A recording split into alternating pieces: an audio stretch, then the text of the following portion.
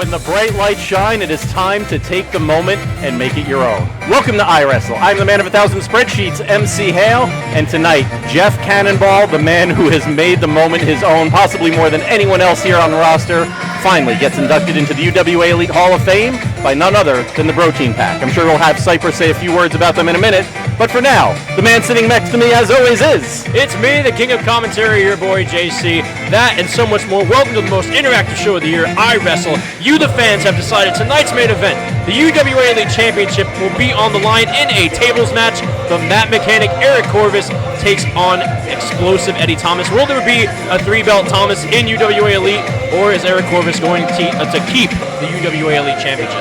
It should be interesting, and speaking of interesting, the UWA Elite Hall of Famer, Cypress. You know, you mentioned title matches. The tag team titles are on the line once again, and I don't get it. The BROtein Pack, they're like herpes. They just keep coming back. But tonight, the Do or Die Posse puts an end to the BROtein Pack once and for all. Mountaintop, the faction killer, the UWA Elite Ironman champion, Jungle Jim Wilder.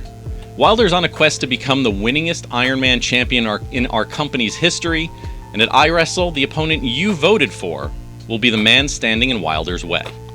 Now I'm going to go right to the results for this one, and you'll find out why in just a minute. Your choices were split between two UWA Elite rookies, fresh from the Middlesex County Fair, and two, maybe not both veterans, but certainly both established names on the UWA Elite roster.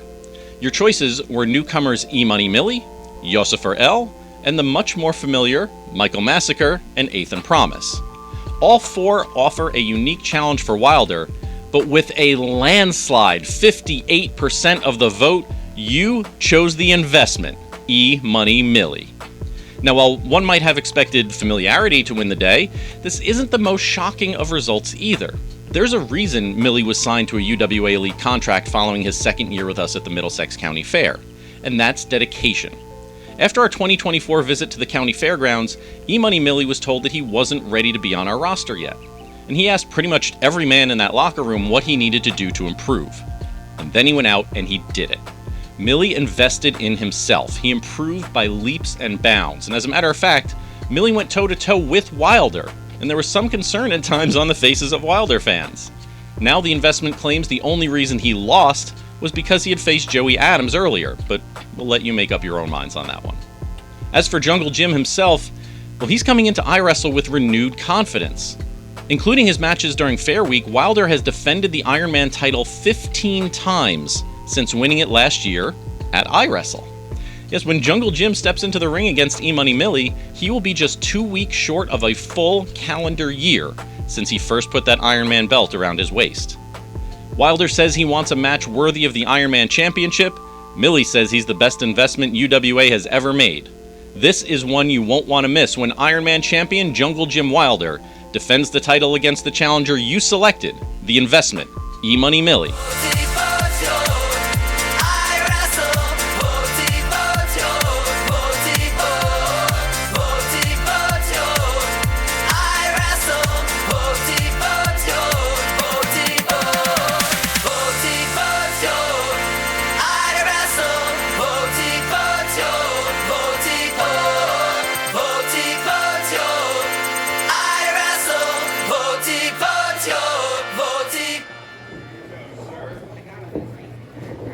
All right, South River. Our opening bout will be scheduled for one fall. And it will be for the Ironman Championship. Our official in charge will be Rep Sharp. Hey, well, let's give the ref a little more love, all right? Let's hear for the referee!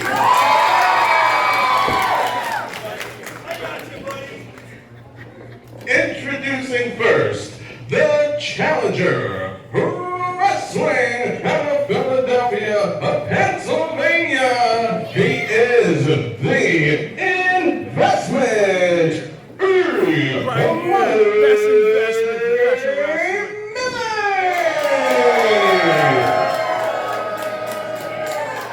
You guys suck too.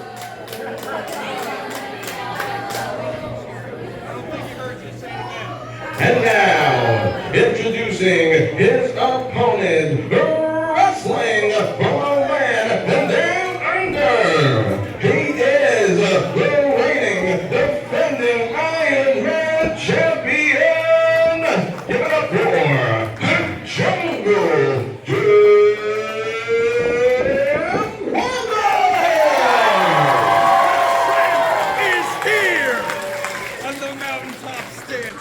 certainly a much different reaction for Jungle Jim Wilder than E-Money Millie. Yeah, we're getting things kicked off here with the Iron Man Championship.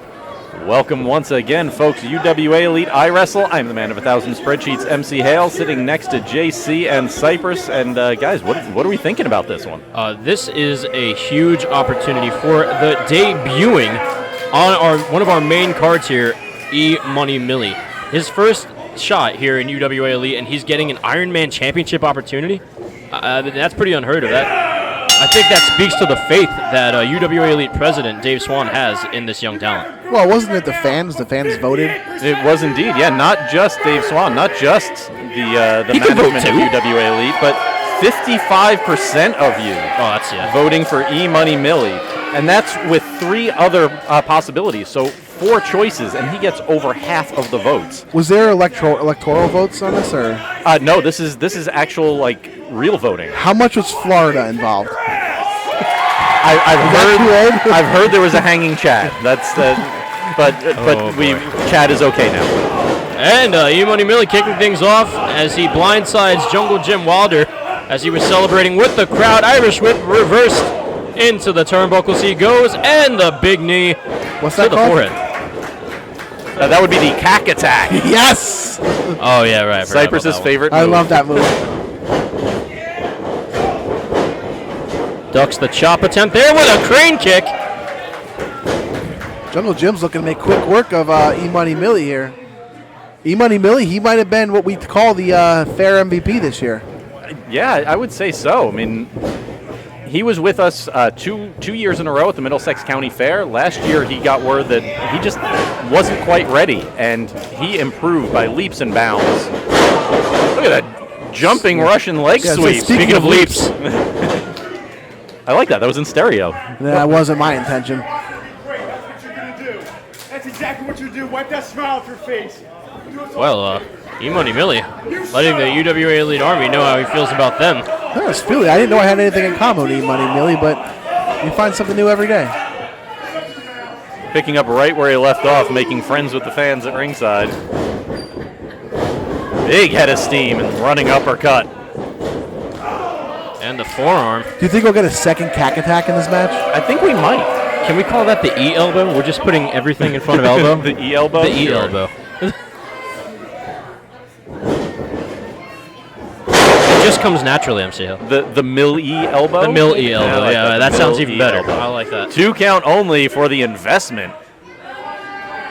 Yeah, E-Money Millie before this matchup, letting us know that he is the best investment that UWA management has ever made.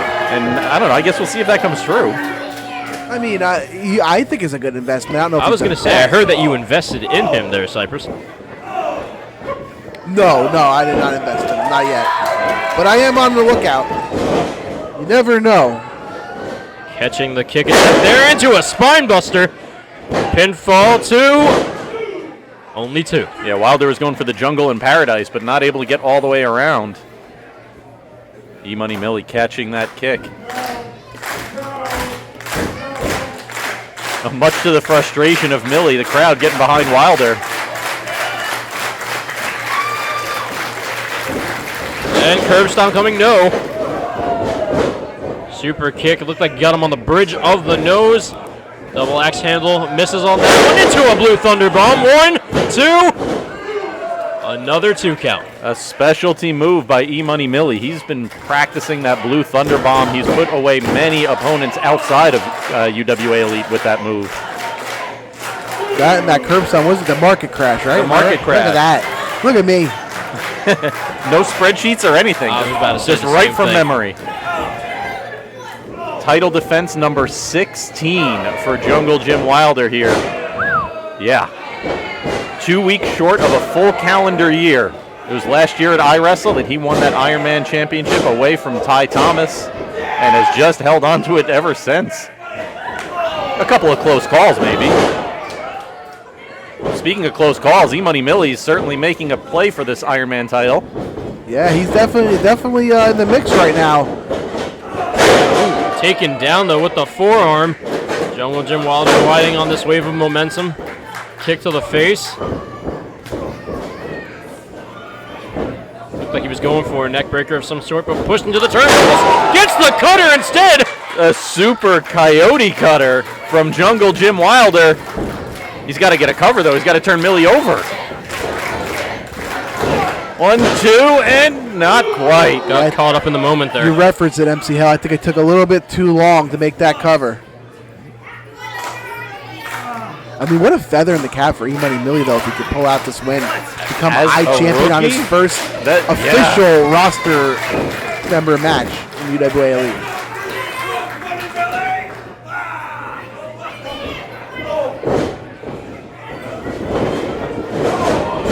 Kick to the gut there sends Jungle Jim Wilder to his knees. So Wilder's tried the Jungle in Paradise. He's tried the Cataclysm, and E-Money Millie has reversed or blocked both of them. Well, missed on that knee strike, and now Cataclysm coming from Wilder. And he gets it in the center of the ring. Perfect positioning for a pinfall, too, and he does it. The winner of the match, and still Iron Man champion, the Jungle Jim Wilder. So, MC Hale, you said that was his 16th defense? 16 title defenses. Unbelievable. Is that for a record Jungle Jim yet? Wilder. It is not yet. No, it's not a record. He doesn't have too far to go, though. I think, let's see, right around Dangerous Uprisings or so? Something like that would be a record-breaking streak for Jungle Jim Wilder. But for now, he's got to worry about his next opponent at Brawl for It All. It is going to be the winner of our next contest. Don't forget, tickets are on sale for Brawl for It All right now at UWAElite.com. For it all, oh, brawl for it all. Brawl for it all, oh, brawl for it all.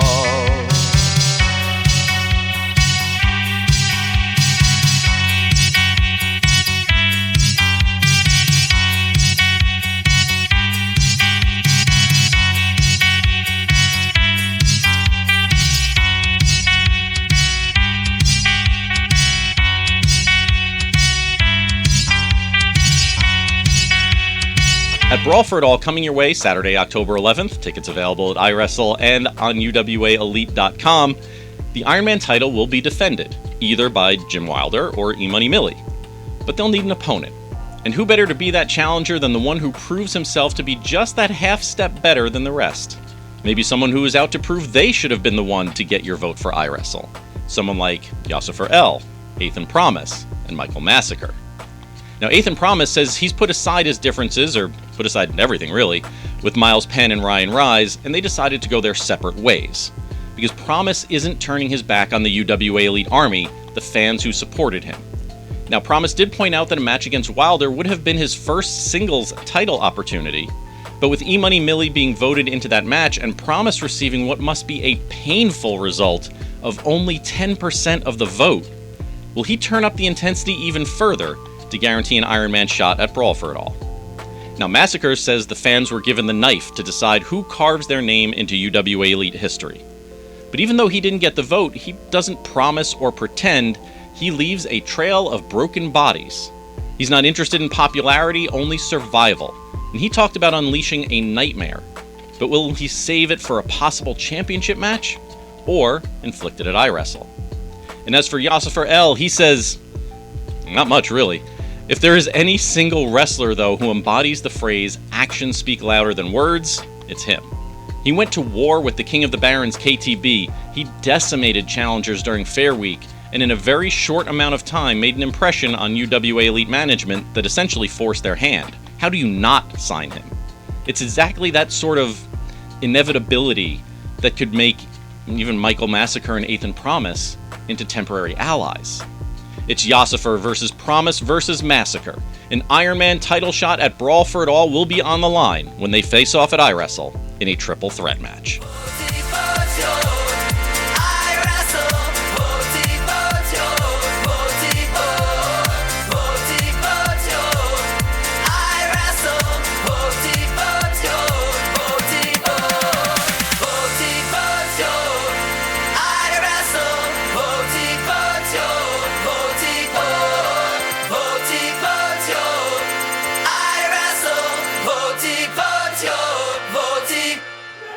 You all turned your backs on me. And now you don't get Michael Massacre. You don't deserve Michael Massacre. You think iWrestle is your show? No. It could have been my slaughterhouse. But instead of blood on the canvas, all you're gonna get is disappointment. And the only ones to blame are you. So when those doors open, when the lights shine bright, and Michael Massacre isn't there to haunt your dreams, remember this moment. Remember that it was your vote that killed the show before it even began. Because I'm done. I'm done dancing for the ungrateful. And believe me when I say this, you'll regret it every single day.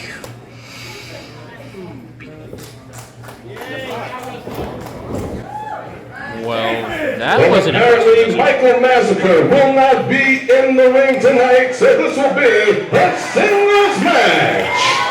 All right. Promise versus BROtein Pack.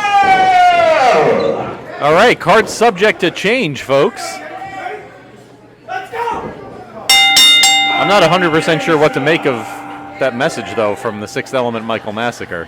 I mean, claiming that the UWA Elite Army is ungrateful, so he's decided to turn his back on them as they have done to him. I'm not going to lie. I'm going to be honest here. I wouldn't mind one of you two running into him in a dark alley. I wouldn't want to run into him in a well-lit alley. Well, speaking of the fans turning their backs on someone, Eighth and Promise received 10% of the vote for the Iron Man Championship match that E-Money Millie ended up getting. You got to wonder, though, is some of that backlash because they're blaming Ethan, lumping him in with the Lost Boys? Yeah, because I know obviously they're not together anymore. We saw that instant classic at Crossroads, but I think people still just think of the Lost Boys and they still have a bitter taste in their mouth. I mean, they did comment that the brutality shown by Eighth and Promise toward them at Crossroads was a sign that maybe he's seeing, I don't know, if seeing the light is the right expression, seeing the darkness maybe is the better expression. No, I thought we're not getting darkness tonight because Michael Massacre's Oh, right, because Michael Massacre's not here. Yeah. Well, Eighth and Promise just ran into a brick wall. Joseph L did not move on that shoulder tackle. I'm just happy Joseph L's here. This guy's very impressive. I felt I like this guy at the county fair. I'm happy we brought him in. I don't want to go anywhere near him, but I enjoy watching him wrestle. Yeah, I mean, basically, my thought was, how do you not sign him? Like, how do you see him at the county fair and not say we need to have this man on our roster? Yeah, I mean, I kind of feel bad for Ethan Promise, so he might have to bring some of that brutality. We'll see. One of these men is going to be title defense number 17 for Jungle Jim Wilder coming up at Brawl for It All. Oh, I would love to see Joseph L against Jim Wilder. Did he just bite his arm? Oh, and then a big overhand chop.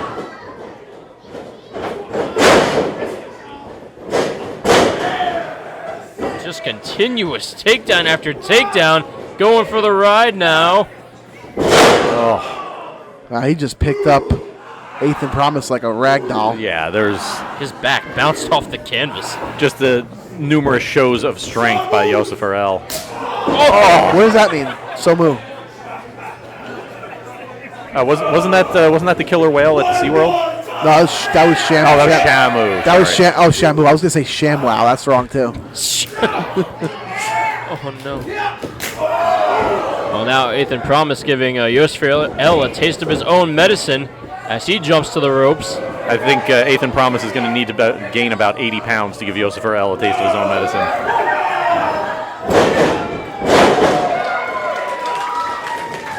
And one of the most athletic arm drags we've seen from Ethan Promise. Well, yeah, Promise had to go way up top onto the turnbuckle onto the ropes just to arm drag a guy like Joseph L, you have to go to the top rope. I mean, you got to get to his arm. And Now drop kick him out of the ring. Sends Yosifer a little too close to the commentary table for our comfort. Yeah, I don't want him that close to me without a beast present. Ethan going up and over Plancha, over the top rope to the outside, right here in front of our commentary position. Both Yosifer L and Ethan Promise down. Promise first to his feet. The question I want to ask now, what your two opinions? Sure. Do you think now this whole thing is done between Ethan Promise and his former Lost Boy teammates Ryan Rise and Miles Penn? Is anything ever done in professional wrestling? Well, sometimes you take a break from things, then you circle back. But Yeah, but we can see, like, even in our main event tonight, we have Eric Corvis against Explosive Eddie Thomas. They haven't gone face-to-face in years, but they're picking up right where they left off. yeah, but the Lost Boys, they're in this number one contenders tag title matches. Joseph L misses and the chopping on the post, but they're in that number one contenders tag title match, so they got to prepare for that so they can lose to the Do It Posse next month. I see what you did there. All right. Well played. And now trying to get a crossbody, but caught. Are you kidding me? Unreal. Yosifer L just caught him like a softball. And the fall away slam. I mean, Ethan Promise is usually high energy, high octane offense, but it doesn't work on a guy like this. And look at the agility from Yosifer. I mean, yes, I've compared it. I've compared him to KTB. Well, relax on that one. I mean, there is a lot of similarity, Cypress. Even you have to admit there's a lot of similarity between Yosifer L and KTB. We saw them face off at the Middlesex County Fair. I told you I'm open to recruiting Yosifer L into the Dry Posse. I just don't know how to breach it because I don't know how to approach him, literally. What a clothesline wiping out Ethan Promise. You approach him very slowly and not from behind. You don't want to spook him. I just feel like KTB is the guy for that. I think he speaks Yosifer.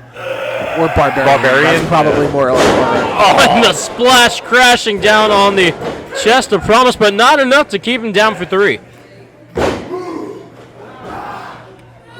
We've also seen Yosifer L get some victories with the backflip over the rope back into the ring. So keep an eye on that as well. Oh, going for the senton, but misses terribly. Yeah, thank God for Ethan Promise because that might have been the end of him. Now a kick to the chest and the back.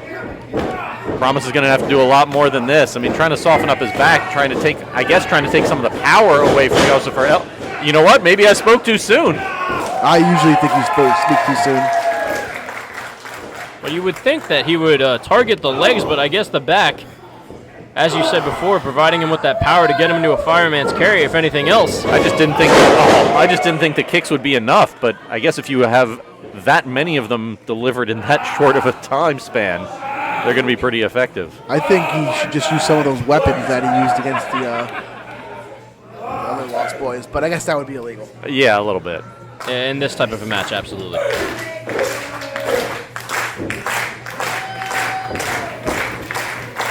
Yosifer L just dragging Promise by the hair.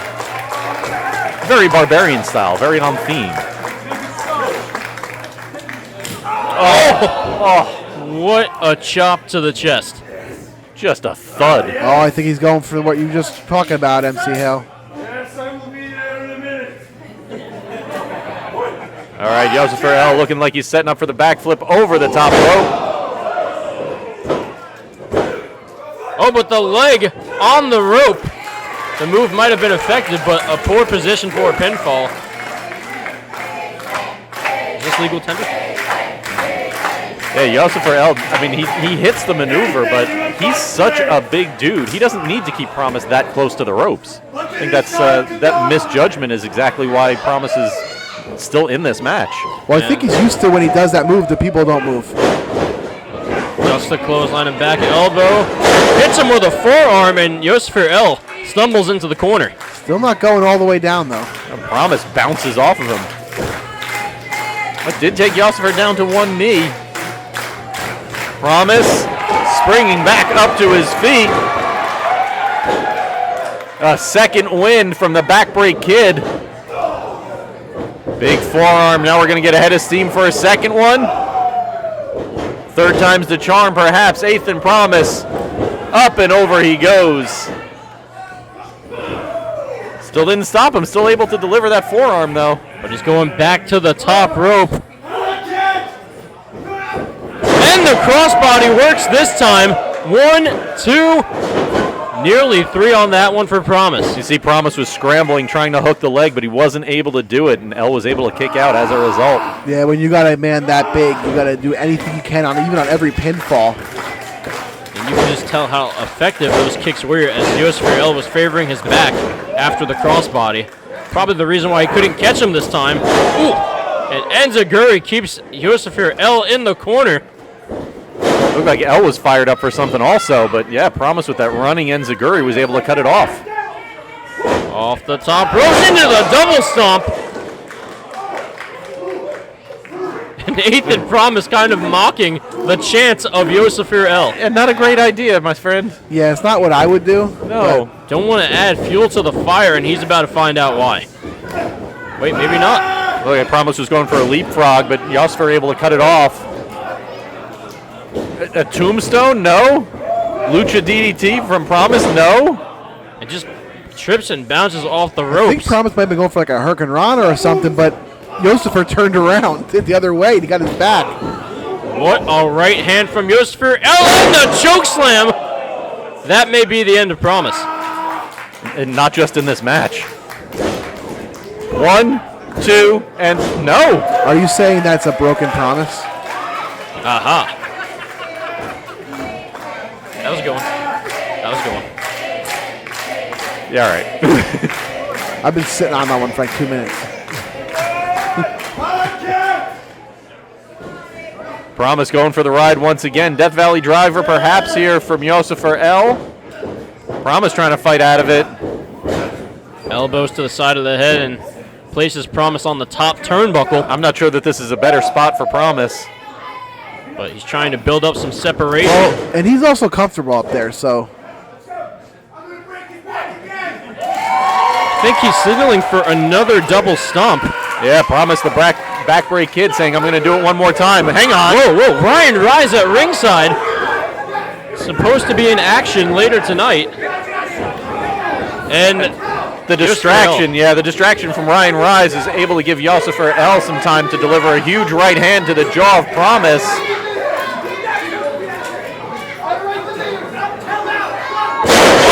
Superplex, you can see Promise bounce off the canvas once more. As Sarge ref Jimmy Storm trying to get Ryan Rise out of here. But L going for the pinfall. And there's no 1, 2, 3, 4, 5.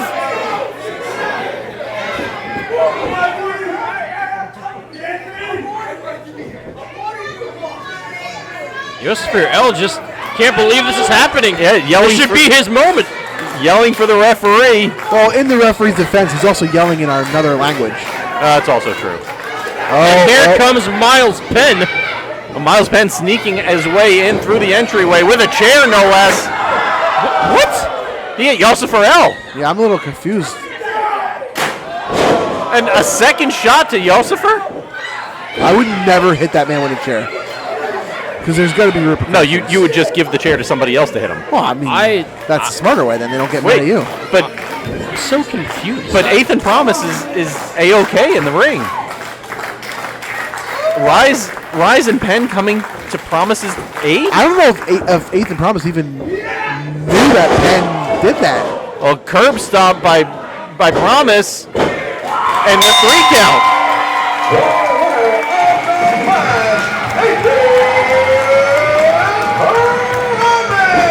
Well, Ethan Promise is now the new #1 contender for the Iron Man Championship. And he got some assistance from, I guess, his friends?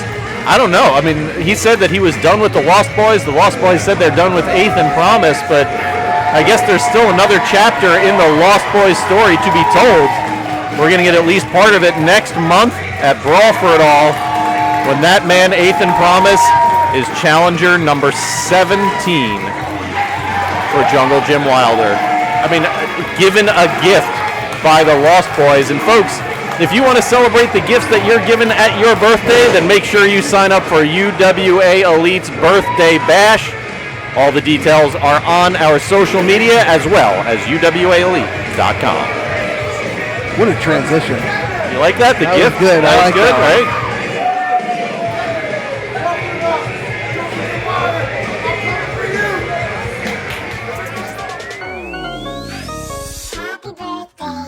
Celebrate your birthday with the All-Stars of UWA Elite Pro Wrestling with one of our amazing UWA Elite Birthday Bash packages. Join us in South River, New Jersey for the birthday party of a lifetime, featuring early access to shows, exclusive meet and greets, and priority seating to a UWA Elite Supercard. Or you can bring the action to your party. You can bring all the UWA Elite action to your home or private location with our UWA Elite Birthday Bash packages. These events have limited availability, so be sure to make your birthday elite and visit UWAElite.com to book your party today.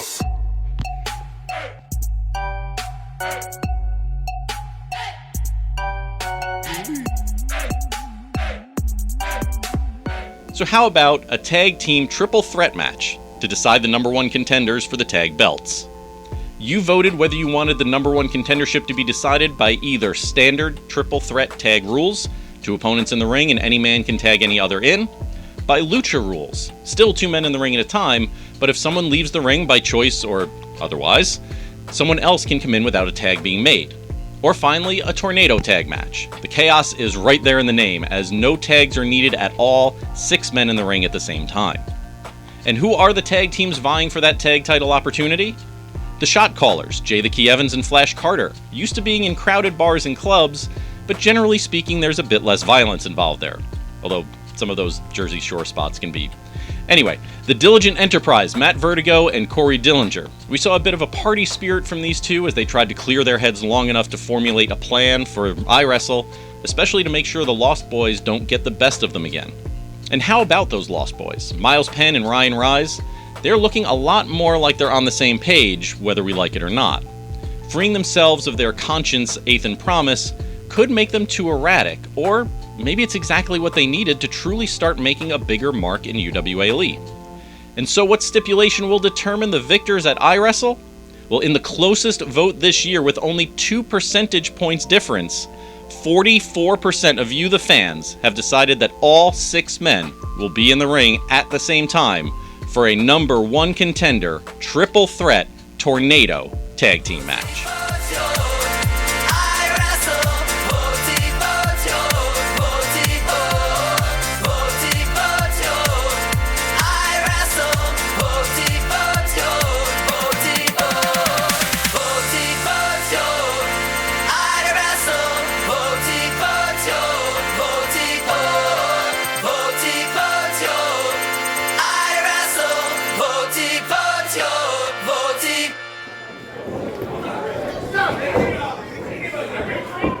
Well, it looks like both the Lost Boys and Diligent Enterprise are a little bit maybe irritated by the length of the Shot Caller's entrance. Well, they're also irritated with each other. There's no love lost between Diligent Enterprise and the Lost Boys. I guess when you're at the club, you just get lost in the beat. I mean, they're so lost they couldn't even find the entrance to the building. I heard a rumor there's a kid in the second row that's getting grounded for fist bumping during that entrance. Oh no. That'll happen. He never cheers for the Do or Die Posse for some reason. I don't know why. It's fine. No one else does anyway. I do. Oh, you're the one. Well, the Lost Boys are just going to stay at ringside and let the other 2 teams duke it out. Not a bad idea. It's a tornado tag match. There's no countouts here. All 6 men able to be in the ring at the same time. 44% of you decided that you wanted to see a tornado tag. Shot Callers getting things underway with Diligent Enterprise. I know I voted for tornado tag. Am I allowed to say that I voted? Absolutely. And I hope every one of you watching and listening to this cast your vote as well. You see, tornado tags are pure chaos, and I love chaos, so I'm all for it. And now we've got Diligent Enterprise and the Shot Callers outside the ring, Lost Boys inside. And they're surrounded. All 4 corners has someone very unfriendly to the Lost Boys, and here we go. This is what you wanted, Cypress, the chaos of a tornado tag match. Diligent Enterprise going after Miles Penn, Ryan Rise, taking on the shot callers.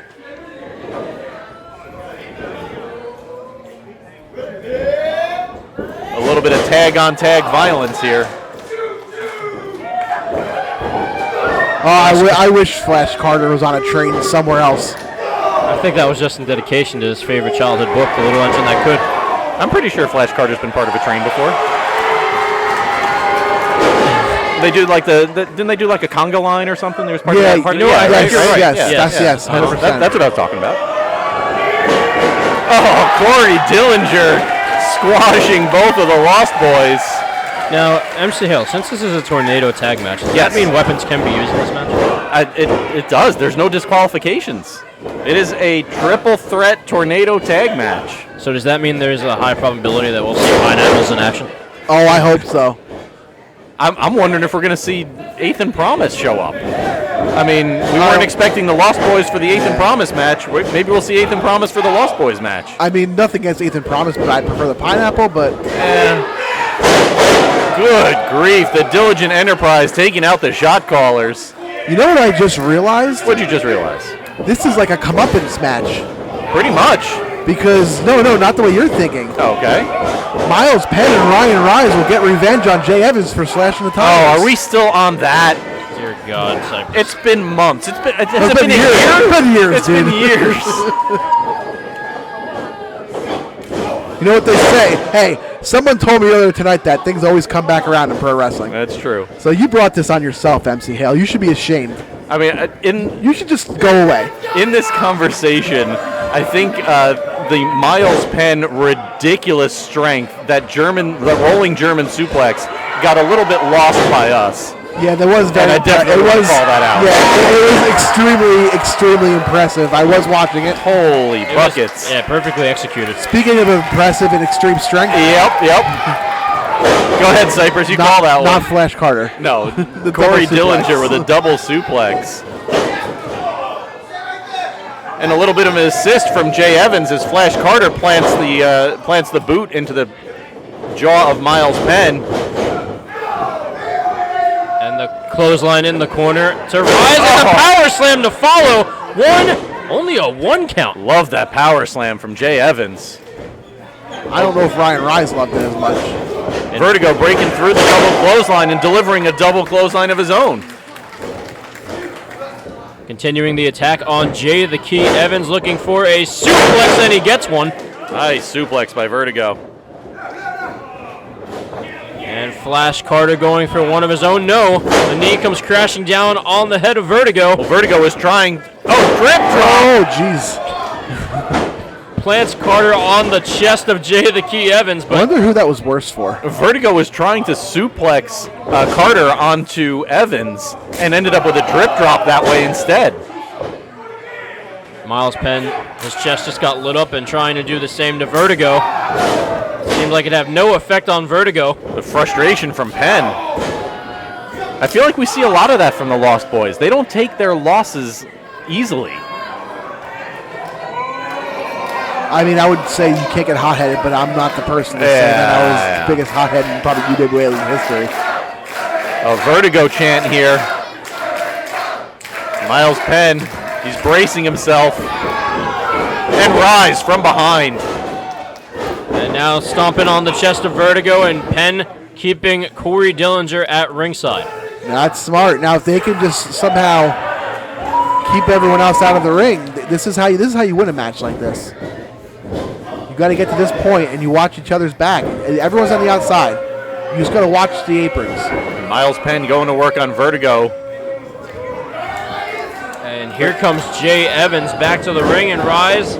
Adam Scouter keeps him in the corner and tosses him right back that's what I'm outside. talking about. Exactly what you said, Cypress. Ryan Rise keeping guard. Now we got both of the Lost Boys. Vertigo reversing the Irish whip. Oh, but met with a clothesline in the corner. Rise now, same thing. It's a 2-on-1. Vertigo can do anything he wants, but he's still got to watch his back. And here comes Flash Carter, and out he goes once more. See, exactly what I said. Yeah, this time it's Penn keeping watch as Rise goes for the cover. Hey, you know what I just realized? What did you just realize? You know what all three of these guys, these three teams have in common? What is that? They've all fallen victim to the do or die posse. I mean, you're not wrong. And that is something that the KTB and Robbie Roller have said in their promo, that they've already defeated the Diligent Enterprise. They've already defeated the Lost Boys, and they've already defeated the Shot Callers, and that's how they got their UWA Elite Tag Team Championship. And now Miles Penn using the second rope to his advantage, driving the air out of the lungs of Vertigo as he gets back in the ring, or is tossed back in the ring, I should say. As the Shock Callers go to work on Corey Dillinger on the outside, Miles Penn with the backbreaker to Vertigo. And then look at Ryan Rise on the middle turnbuckle. Elbow drop. This could be it here. Somehow Vertigo still able to kick out. Now, see, now the other strategy, now if you're the Shot Callers and Dillinger, you guys got to get all on the one side. You got to work together for a second to get them out of the ring. Or just do what Jay Evans just did. Evans trying to take on both of the Lost Boys himself, so far having a bit of success. Well, the Lost Boys made a mistake. They let their guards down. They were frustrated, as you mentioned earlier, when Vertigo kicked out of that double team maneuver. And they let Jay Evans back in this match. Into the ropes he goes, and wow. Popped up and thrown to the canvas. Is now Ryan Rise going to go for the ride? No. Oh, inside cradle.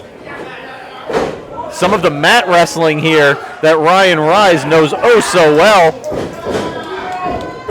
And there's Penn with a bit of his own as well. And now, yep. A little amateur style. 2 submission holds in the center of the ring. Both members of the Shot Callers not near a rope to break the hold. Tornado tag, either man taps, this match is over. It doesn't matter who's legal, everyone is legal.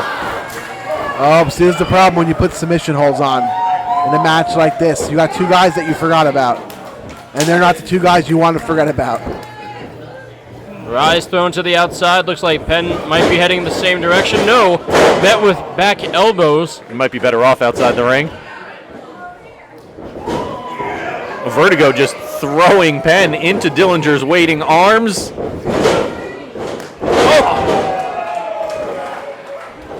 Busting the gut of Penn was Corey Dillinger. A little bit of an assist from Vertigo on that. Still only a 2 count, though. Vertigo and Jay Evans in the center of the ring. No, wait, he goes down, but Carter right behind Vertigo. Off the ropes. No, it's reversed into the corner, but Carter goes up and lands on the apron. The shot from Vertigo blocked by Carter. Carter inviting Ryan Rise over. Then a kick to him as well. Here comes Dillinger. It's Flash versus the world right now. And a crossbody to both Vertigo and Dillinger. Now Jay the Key Evans on the other rope and Swanton from the Key. Pinned by Carter. 2 count only as both of the Lost Boys come in to break up the pinfalls. And that's about as close as you can get so far in this match. Yeah, I thought the Shot Callers actually had the victory there. But a big breakup by the Lost Boys, saving the match. 18% more powerful after those That's exactly it. straps come off. 18% on the dot. The Lost Boys going to town now on Dillinger and Evans.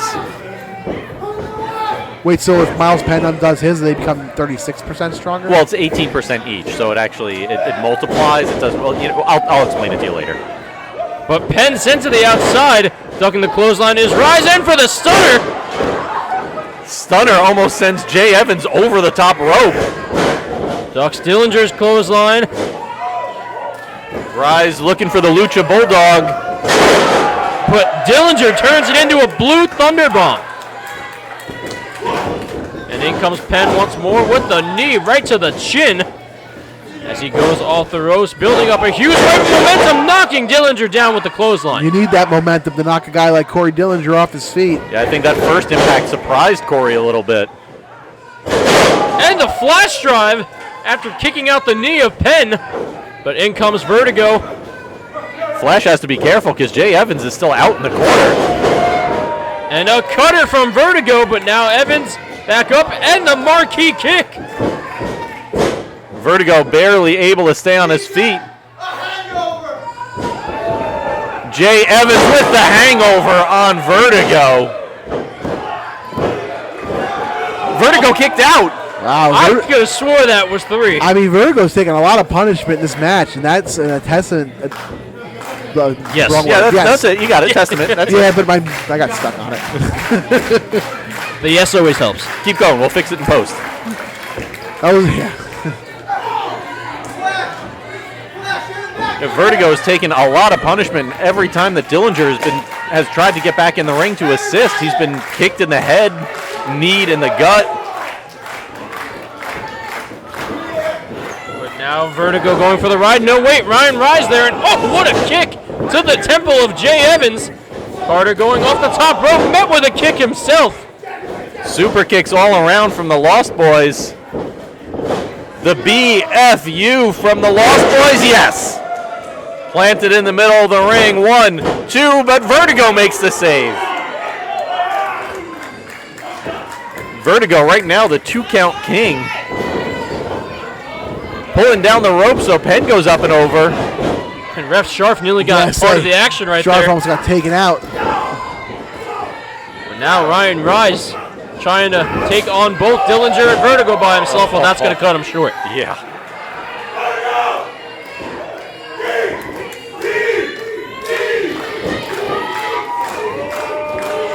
Vertigo and Dillinger with the double team power slam. 1, 2, and 3.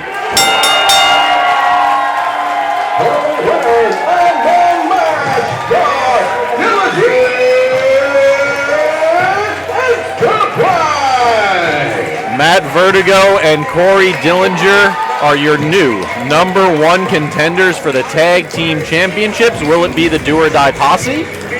Or will it be the most decorated tag team in UWA Elite history, the BROtein Pack? And if you enjoyed that action and you want more, visit the UWA Elite YouTube page for the UWA Elite Network.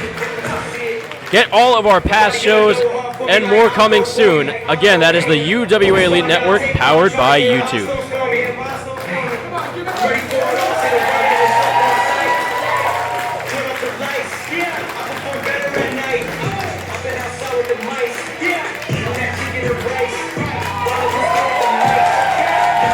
YouTube is the new official home of the UWA Elite Network.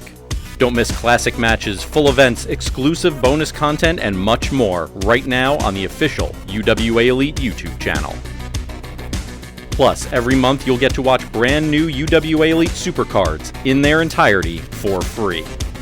From setting the standard to last breath and everything in between, you can catch all of your favorite UWA Elite All-Stars in one place.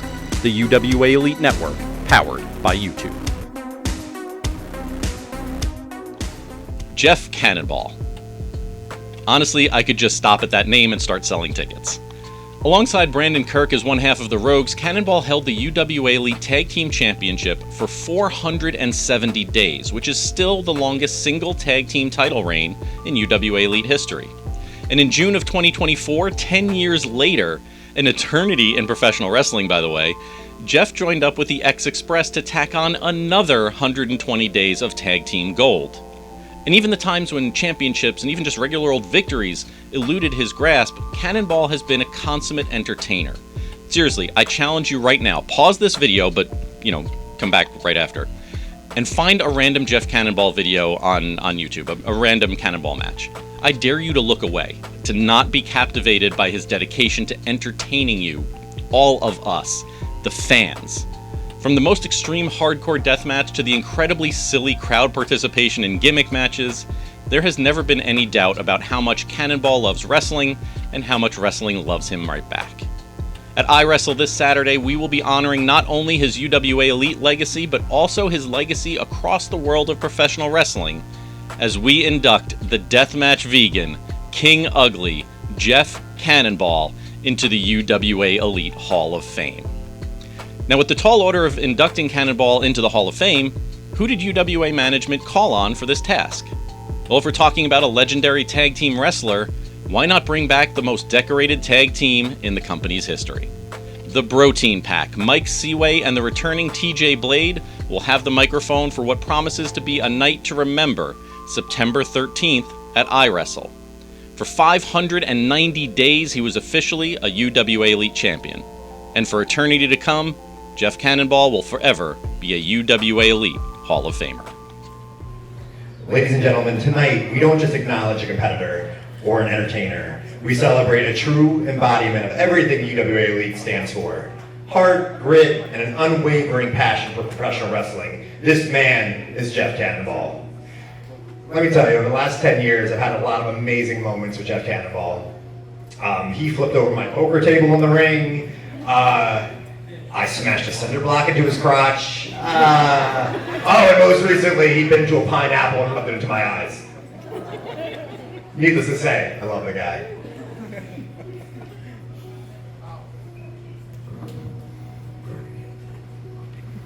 When we talk about Jeff Cannonball, it goes far beyond the matches. It's about Jeff Cannonball, the person. He is a larger-than-life presence who could walk into any locker room and instantly elevate the atmosphere. Jeff brought passion, humor, and above all, toughness. He was the one who took risks, not just for his own sake, but for the love of the company. He created unforgettable moments that fans will recount for years to come, especially here in UWA Elite. He also inspired younger talent to forge their own paths, teaching them that being different is a strength, not a weakness. From our very first encounter with Jeff, we recognized he was extraordinary. We entered as the BROtein Pack, flexing, shaking our protein shakes, looking like we lived in the gym. And then there was Jeff, striding in, looking like he lived at Home Depot, a trash can in one hand and a smile on his face. Jeff reminded us all that it doesn't matter how much you can bench press. Nothing hits harder than, well, Jeff Cannonball. No matter our conditioning, no matter how many reps we completed, Jeff always found a way to bring us down in those matches. He was tougher, smarter, and had that extraordinary knack for making the crowd laugh while he was delivering a beating.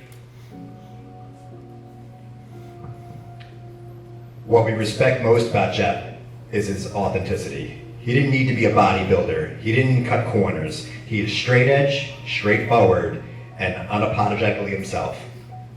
That is what made him one of the most authentic, beloved, and unique performers in UWA Elite history.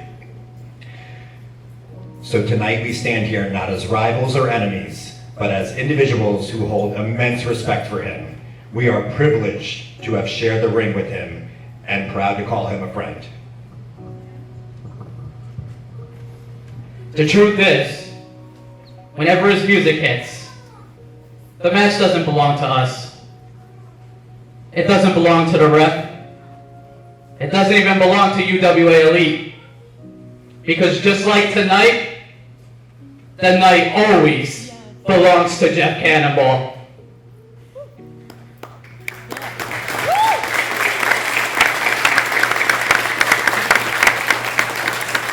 And with that said, ladies and gentlemen, join us in welcoming the newest member of the UWA Elite Hall of Fame, Jeff Cannonball.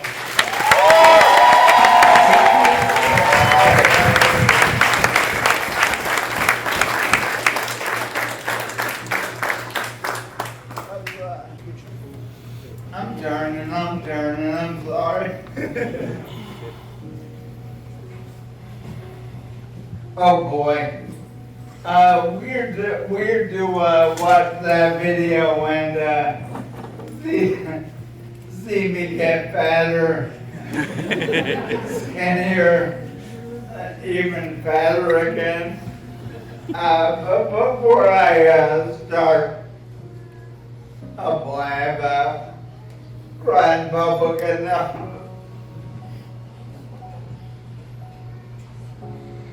Sorry. Excuse my voice. Why are you over there? I got diagnosed with ALS.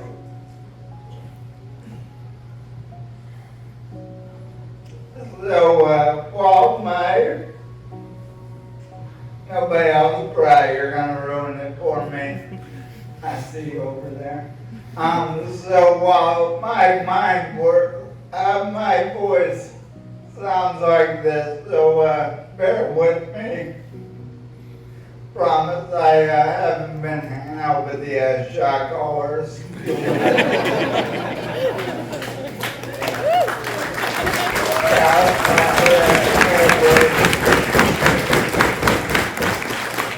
Also, before I really get into it, thank you to DJ Blade, Mike Seaway, the BROtein Pack, among other things, for getting dressed up and making me look so dumb right now. But as TJ said, I debuted wearing cut up jeans, and so bear with that too. When UWA told me I was going to be inducted, I asked who they were going to have put me in, and I was told these two, and that's the right answer.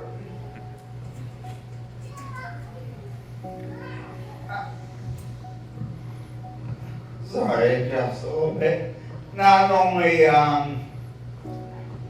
Seaway, DJ Blade, but Mike Davis. Me and these guys went to so many battles, so many wars. As Seaway said, he broke a sin block on my crotch. TJ once gave me a brain buster on a cinder block. That was you, right? Yep. Okay. Sorry, I got dropped on my head on a cinder block. Whether it was these two or Mike, always the time of my life in the ring and out of the ring, hanging out with these guys, whether it was Seaway, watching my son at his first wrestling show, or DJ Blade coming over to my apartment to do some give me free movies and bootleg a bunch of stuff. It's illegal. Get many concert here. DJ Blade.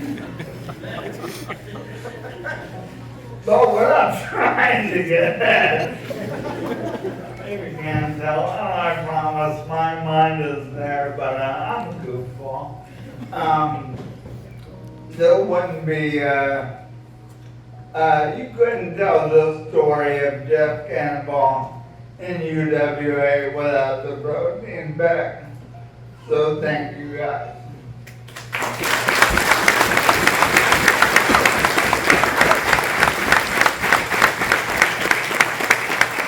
All right, now on to less sentimental things. When I started wrestling, I was with a company. And I see some of you crying. Please stop, you're gonna kill me. Bose, come on. You're on the camera. When I started wrestling, I started with a company called NWS.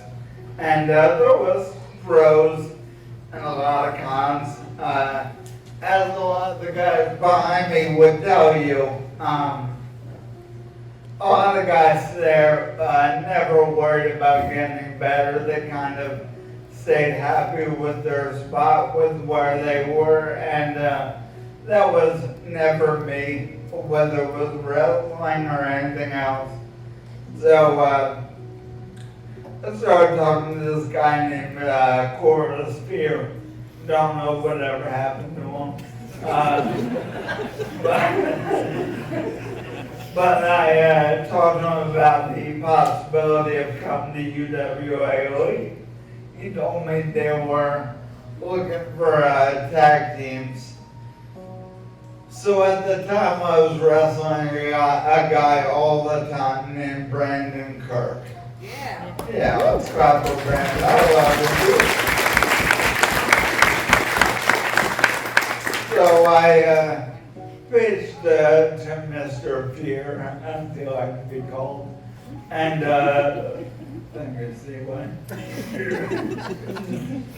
and I pitched us as a tag team, and he was all for it, so we debuted, and UWA was the first place to turn your cell phone off. Unless it was mine, it could have been mine. Yes, it won't worse.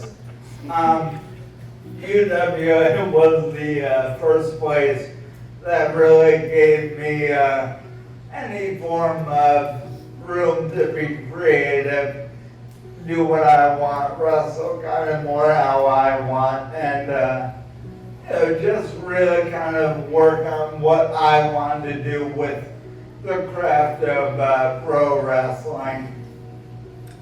And while Mr. Pierre, as he likes to be called, let me in, I don't think I ever even had a conversation with Dave Swan before I debuted, but he listened to Corvis. And Corvis almost reminds me of Eric Corvis. Dave Swan gave us that platform, me and Brandon Kirk, and I owe so much thanks and gratitude, not only to Dave and Corvis, but the entire UWA locker room. So thanks to all of you guys. So as you saw in that video, besides for getting skinnier and fatter and wearing less clothes, the fatter I got, because wrestling was weird. Towards the end of my first run, I started getting some steam in pro wrestling as a whole. Kind of opportunities opened up for me. Let me brag real quick. I got to wrestle some childhood heroes. I got to wrestle all over the United States, from California to Maine to Florida to multiple places in Canada, including some main events, no big deal. And I because of that, I had less time for UWA, just because I always wanted to travel and do this as much as possible. And they understood that. I think there was never bad blood. I stayed in touch with a lot of the guys, spent New Year's Eve with them, all sorts of parties and whatnot. But the point of me bragging is I really don't believe any of that would happen if it weren't for the platform UWA Elite gave me, and the opportunities I started with, getting to wrestle legends like Monster Mac, Magic, Corvis Fear, Guys who have been doing it longer than me, Robbie Roller, B-Table. I'm trying to look back to see who else, but I'm sorry, guys. But what I'm saying is that would never happen if it weren't for this company. So any young guys here, please realize what Dave gives you. Make the most of it. Where did my kid get a little item joy? What is this? I don't know. Eventually, I went and had this kid who was wandering around. And because of that, I didn't want to travel for wrestling. I wanted to focus on this little guy.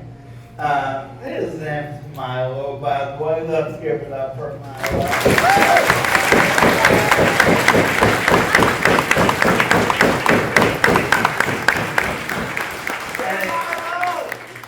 And you guys just see him clap for himself. What a mark.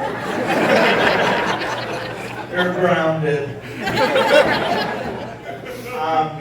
But once I had him, I wanted to stay home more and wrestle a little less. So I reached out to a new guy called Eric Corvis and asked about coming back, and he was all for it. Door was open. And I came back and got one more run with Troy Locke and later on B. Daniel as the X-Express.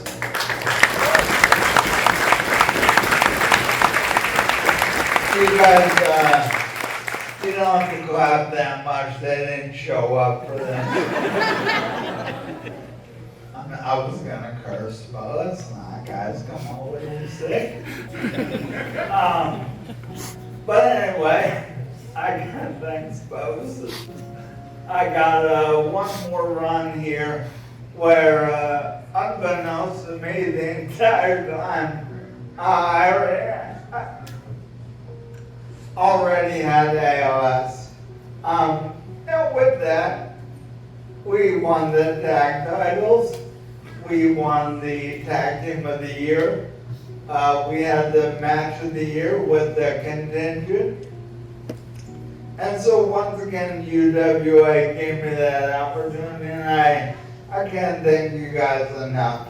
Whether it's Dave Swan, the wrestlers behind me, or all you guys. And I just want to say extra thank you to Dave Swan. Is he out here somewhere? Or is he Yeah, he's here. Hey, there he is. Dave, I want to thank you not just for all this, but because you let me stick around after you got mad at me for wrestling outside the ring a little too much. Then when you got mad at me for throwing a whole bag of Doritos on a kid in the crowd, you let me keep coming back. Then when you got mad at me for spitting water into the crowd, you let me come back. When I bled at the county fair, you let me come back. That was an accident, by the way. And then finally, when you got mad at me for somebody else dumping seashells all over the ring, that was TJ's idea, but I didn't say no. The match was fantastic, by the way. But yeah, I just want to thank you. Wait, did you ever get mad at me besides that?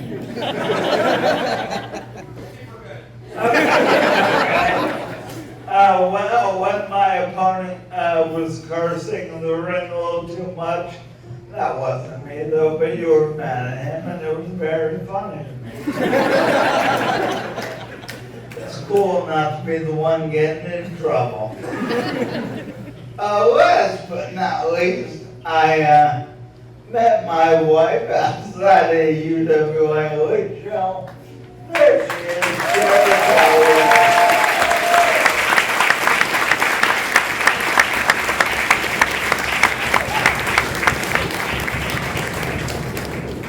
And 10 years later, we got this kid. We're married, and things are going well, all things considered. So thank you to Tara for sticking by me and keeping Milo up a little late tonight. Oh, my own son's not paying attention. Ridiculous. Grounded. But yeah, I'll be honest, this whole time I've been rambling. I didn't think of anything to say because I knew I was gonna cry and forget. So I thought of a cool ending. So let me just say once again, thank you to all the wrestlers out behind me, back there, for making UWA Elite something special and not just another company to work, because in wrestling everybody throws the word family around, and I'll be honest, half the time, oh boy, I thought the mic got cut because I was going too long. Who works the mic? Tech? Tech, thank you for that video. Anyway, like I was saying, everybody throws the word family around, and UWA Elite really is a family. From the guys in the back to all you people out here. I want to say thank you. Do you have a question? We'll do a Q&A during it.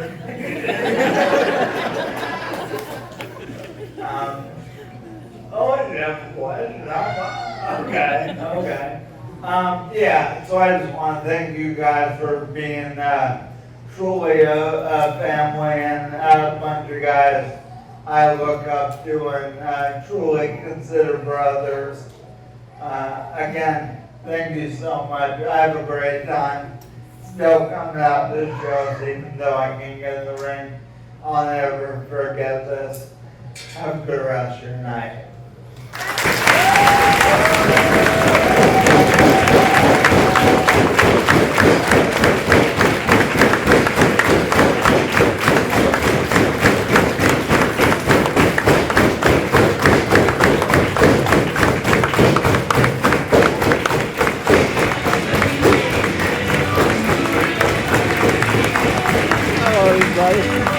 It's finally here. The day of reckoning has arrived. And I sounded a bit like King Tech there, didn't I? I mean, I guess it's appropriate since that is indeed the match I'm talking about. Bulldog, Pittman, and King Tech. There's nothing but pride and satisfaction on the line here, but oh how we've been waiting for this grudge match. Not only do we see Pittman and Tech square off, but the UWA Elite Army even got to vote on exactly what kind of twist you wanted to see on the rules. Your choices were keys on a pole. We take those iron keys that Tech has been using, suspend them above the ring, and if you can get to them, you can use them. But then again, so can your opponent. A dog collar match. A length of chain connects you with your opponent via the collar you both wear around your necks, no escape, and a pretty solid weapon too. Or the humiliation of a kiss my foot match, where the loser literally has to kiss the feet of the victor. Now, Tech alluded to each of these three possible stipulations in his ranting address to Bulldog. At multiple times, he showed off those iron keys that have been his literal keys to victory when applied forcefully to an opponent's head. He also talked about making Bulldog grovel at his feet, as well as being sure to mention that their futures are chained together. He told Pittman that even though Tech might not have him figured out yet, he sees that Bulldog's rage is unbalancing him, and the Red Lion was extending an extremely generous offer to become more than just, quote, a stupid animal. The Mad Queen also got a few words in, taking offense to threats leveled by Bulldog. Oh, that's right, Pittman declared that if she gets involved, he's, and again I quote, putting her down. He said Tech was lucky that Bulldog couldn't get at him at Crossroads, but now the fans will decide how he drags Tech around South River. And, as it turns out, Bulldog may be a bit of a prophet in his own right, because you, the fans, 43% of you, decided that Tech and Pittman dragging around each other around the VFW, that sounds like a pretty good idea. This Saturday at the South River VFW, the Red Lion and Bulldog take their grudge into the ring for the brutality of a dog collar match.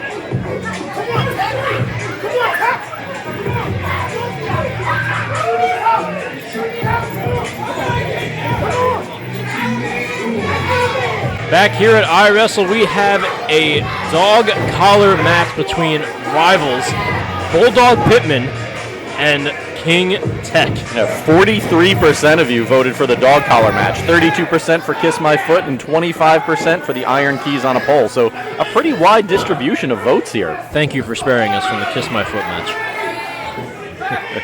Why, you're not into that sort of thing? Absolutely not.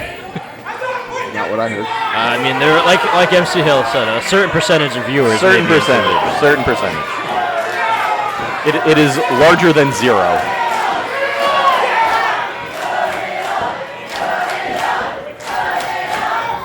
Well, the put it on chant. King Tech struggles at the thought of having a collar around his neck.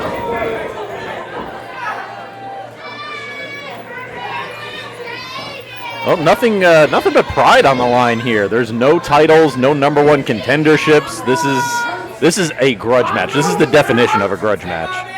I mean, Bulldog Pittman looks locked in and ready. He's been waiting and waiting. Well, he enjoys getting his hands on King Tech any chance he can to pummel him, do anything he can to put him out of commission. And that's the challenge, is to actually get your hands on him. Tech just throwing a tantrum here. As I said earlier, if only this were a shock collar match, that would be perfect.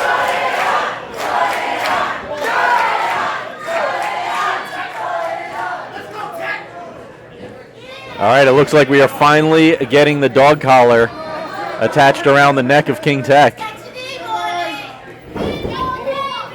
Oh, look at Bulldog. Bulldog keeping eyes on the Mad Queen. And it's underway, and King Tech already trying to get out of the ring. I mean, he can, but you can only go so far. Did he forget that he was tied up? Yeah, Bulldog Pittman just with a hold of the chain. Sir, you're in a dog collar. Your distance is limited. You should have used the men's room before the match. Looks like that's where he was heading. Yeah.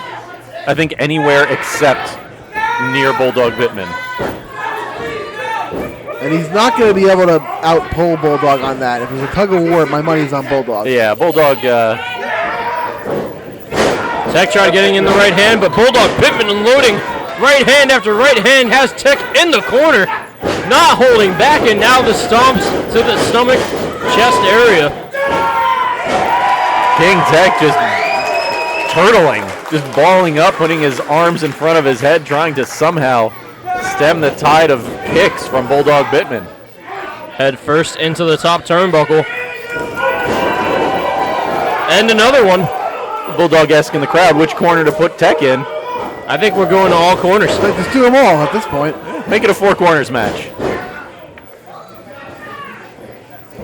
Got the chain of the dog collar wrapped around his foot. Yeah, we're going to see how long it takes. All right, until the dog collar, until the chain is used as a weapon, and cue King Tech trying to use the chain as a weapon. Although that one, it backfired on him. Bulldog Pittman got his hands on the chain and tossed King Tech. Getting this UWA Elite Army riled up, and the clothesline wipes out Tech. Back to his feet, and another one to follow. Well, before this matchup, King Tech letting Bulldog know that he was welcome in the Great Awakening, and he could be more than, and I quote, a stupid animal. And there goes the Mad Queen interfering in the match. Grabbing a hold of the ankle as Bulldog Pittman was building up momentum off the ropes. Well, Bulldog has also promised to put the Mad Queen down if she got involved, and you can see King Tech there is the only thing preventing Bulldog from getting his hands on the Mad Queen. And that was a drop kick between the second and bottom rope to the back of the head of Bulldog Pittman. King Tech enjoying the moment. All right, buddy. And King Tech had been used to having the UWA Elite Army behind him, but now one of the more hated members of roster. So we're just going to go ahead and just assume that Bulldog Pittman is not going to accept the invitation to join the Great Awakening? I think that there's a slim chance of that at best. I mean, it's a nice gesture for King Tech. He doesn't have to do that. I'm sure Bulldog has another gesture for King Tech that he'd prefer. Something we can't put on our screens, but Ref Ryan T did when he joined the contingent. Oh, I'm sorry, Ryan T. We can't say Ref. Yeah, he's not Ref Ryan T anymore. He's just Ryan T. Oh, Bulldog clearing out the third row here. Oh, and he misses! Launching himself into the chairs, and he went all the way into the third row. Yeah, King Tech just ducking at the exact right moment. Well, it's a good thing he told the fans to move. Tech probably wouldn't have and would have just took them out, too. Hopefully the fans can find their seats. I mean, I have a couple I wouldn't mind taking out. May have a list. Just kidding. Don't have that. Not written down. Because you know what they call that when you write it down? Evidence. King Tech with the double stomp off the chair.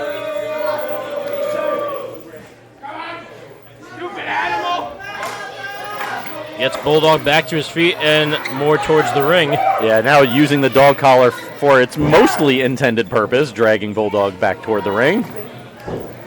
Rolled him in, but Bulldog Pittman might have rolled back out. Maybe Tech pushed him back out, pulled him back out. Oh, now Tech is using the chain to drag Bulldog into the ring post. But looks like he's holding on to that rope and the steel post, but I mean that's just hurting the neck of Bulldog Pittman as King Tech continues to pull on the chain. And this all kind of started for King Tech when the Mad Queen grabbed Bulldog's leg.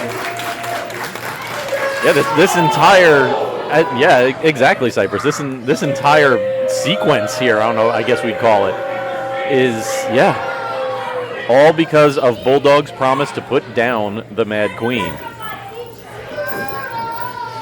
And at this point, is King Tech, was that part of the plan? Do you think he was using the Mad Queen as bait? Do you think she was willingly being used as bait to try and get Bulldog Pittman a little bit maybe off of his game? Could be. I mean, I'm sure they have a game plan beforehand at the Great Awakening meetings. I have not attended one yet. I think they're on Thursdays. I'm not positive, though. Yeah, I coach Little League on Thursdays. That'll do it. Bulldog Pittman trying to get back in the spin of things, but no. Kick to the gut stops that. And the technical knockout. Don't worry, MC Hale, I got this one. No, you're right. I was checking my notes. You're right. All right. And the enziguri to follow. I thought I was going to have a moment there myself, believe me. I love that it's become a joke on commentary that I can never keep King Tech's moves in my head. I think we've all been there. It's not just you. It seems to be just me. These past few months it has. But yeah, it's 3 months. Longer than that. 3 years. And I believe a version of the guillotine. Yeah, King Tech dropping his leg over the back of the neck of Bulldog, but still only a 2 count. And it looks like that just added fuel to the fire as Bulldog Pittman is getting amped up with the UWA Elite Army, backing him up, trying to get back to his feet. But Tech has a hold of the chain and wraps it around Pittman's neck. Yeah, he has that chain like quadrupled. Keeping Bulldog on a short leash, as it were. But getting out of harm's way, and King Tech's head bouncing off the top turnbuckle, followed by a backstabber. Bulldog landing on the back of his head a little bit, but a lot more damage being done to Tech. Oh, the Mad Queen is on the apron. She's grabbing the chain. Yanking on the dog collar chain, yeah. Trying to save King Tech, but in the process, hanging up Bulldog. Whoa, I thought he was going for a double axe handle for a second. Had me a little concerned, but smacked by the chain. Once again, the Mad Queen distracting Bulldog Pittman long enough for King Tech to get a bit of advantage. And now it's King Tech taking his turn mocking. Well, that's how he tried to recruit him for the Great Awakening. You have to speak his language.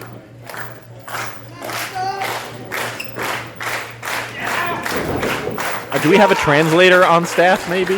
Or he could be talking to some of the women in the front row. We're gonna teach the dog a new trick. How about this way, ready? Sit. Well, King Tech teaching Bulldog some new tricks. What an obedient dog. He listened. Well, first he taught him to sit. We'll see if he tries to make him play dead. Or roll over. Maybe beg. That'll be another good one.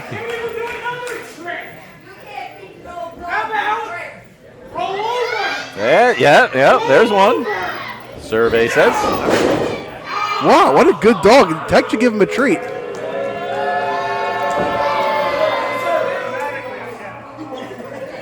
I mean, this is mockery in its purest form. Sometimes you got to train the dog. You can't just let him run wild. If he's going to be part of the Great Awakening, he's got to be under control.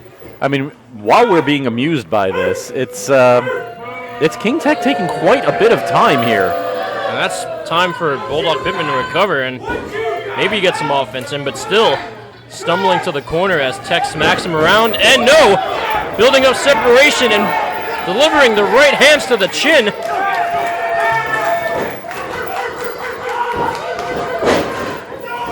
Bulldog Pittman making sure he had enough runway. Well, he couldn't go all the way across the ring like he normally does because he'd run out of room. Now Tech down on the canvas. Bulldog Pittman, what's he thinking? He calls for a moonsault. No, but yanking the chain into a position that hurts more than most. Yeah. And unfortunately for Bulldog, there are no disqualifications in this match, so that's all legal. Bulldog, a dog that's not been neutered. It looks like we might have just witnessed it. Man, if Tech yanks on this chain hard enough, Bulldog may actually go head first into the turnbuckle. Oh, jeez. Oh. Tech intent to just keep on attacking the back of Bulldog with the chain. And there's the guillotine.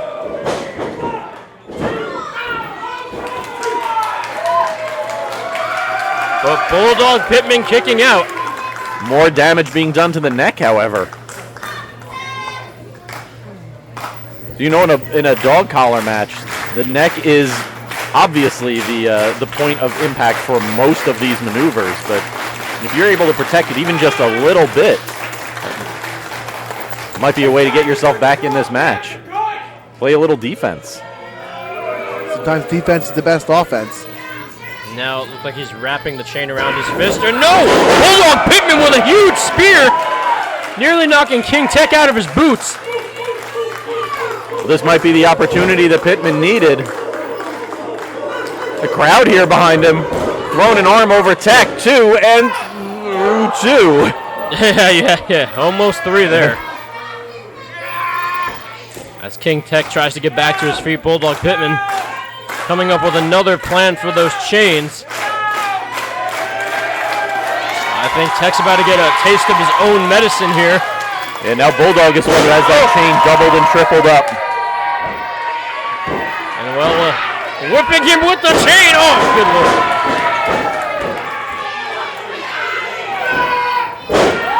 Effectively using the chain as brass knuckles. And he has him in position. Shock collar maybe with a dog collar. No, Tech able to fight his way out of the back. Oh, but a cutter instead after he misses with the right hand. Can he roll over, get the pin, and he does. 1, 2. Oh, but the Mad Queen dragging the ref outside of the ring, stopping the count. Ref Jimmy Storm getting dragged out of the ring by the Mad Queen, and look at Bulldog's face. I mean, that's 3 strikes and you're out. This is the 3rd time that she interfered in this match, correct? Try throwing a right hand of her own, and Bulldog Pittman has her up. What's he thinking here? Oh, she wants to be part of the match. Now she's part of the match. Said he's going to take her head off. Did I hear that right? He did indeed. And the UWA Elite Army is loving every minute of this. A bunch of bloodthirsty, no good A fans. little bloodthirsty, but then King Tech, with the Mad Queen serving exactly the purpose that's intended, distracting Bulldog. Oh, now it's King Tech that needs to take advantage of the moment. MC, I'll let you take this one. Never mind. He's looking for the technicality. There you go, Cypress. But the Mad Queen delivering the blow to the back with the cane. And now with the chain from Tech. Looked like it hit the back of his head more than his neck. And the staff right to the forehead. Just a bonk on the top of the head from Tech. And the 1, 2, 3.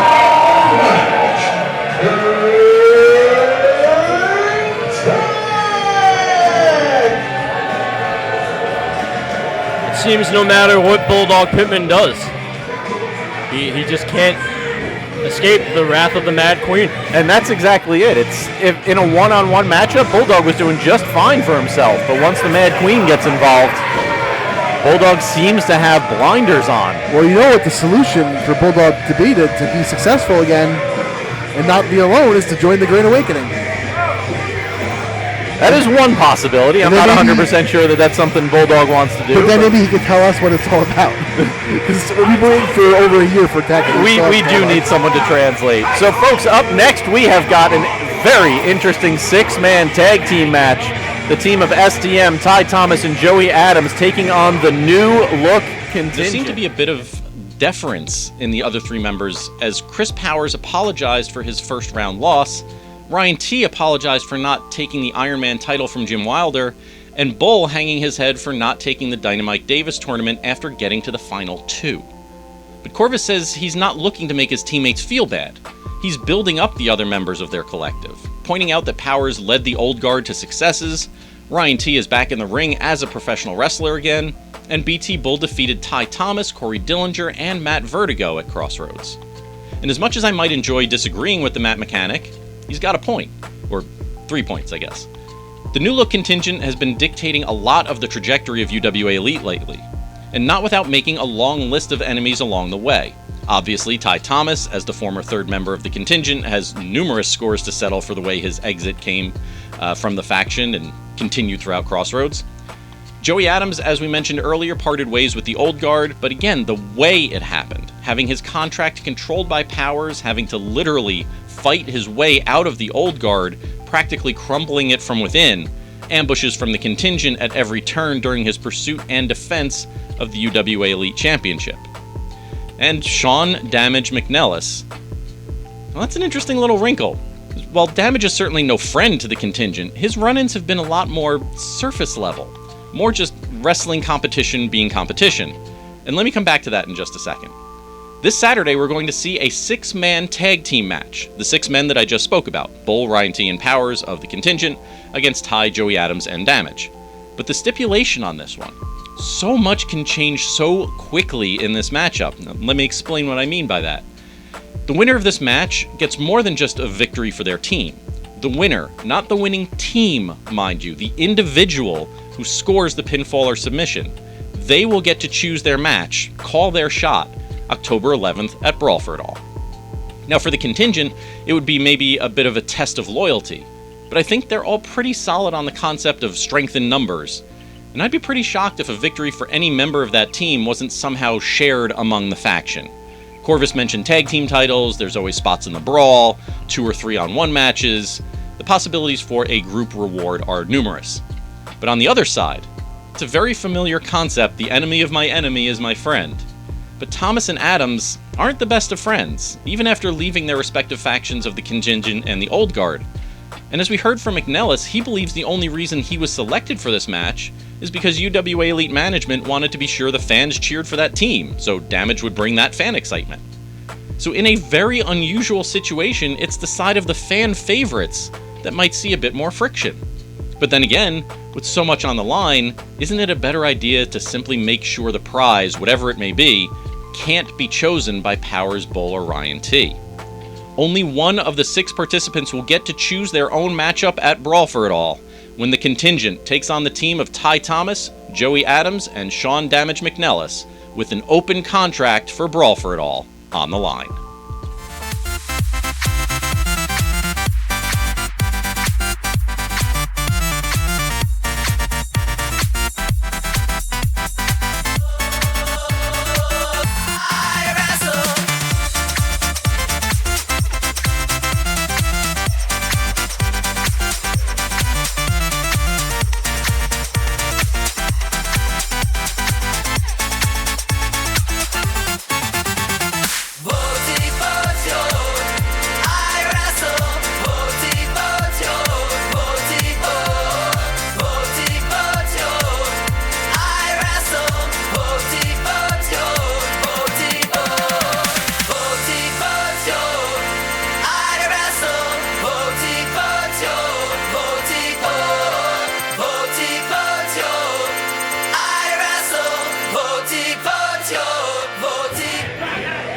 Well, as Ty Thomas makes his way into the ring for the 6-man tag, we see a little bit of tension already on the side opposing the contingent. I guess we'll call them the fan favorite team.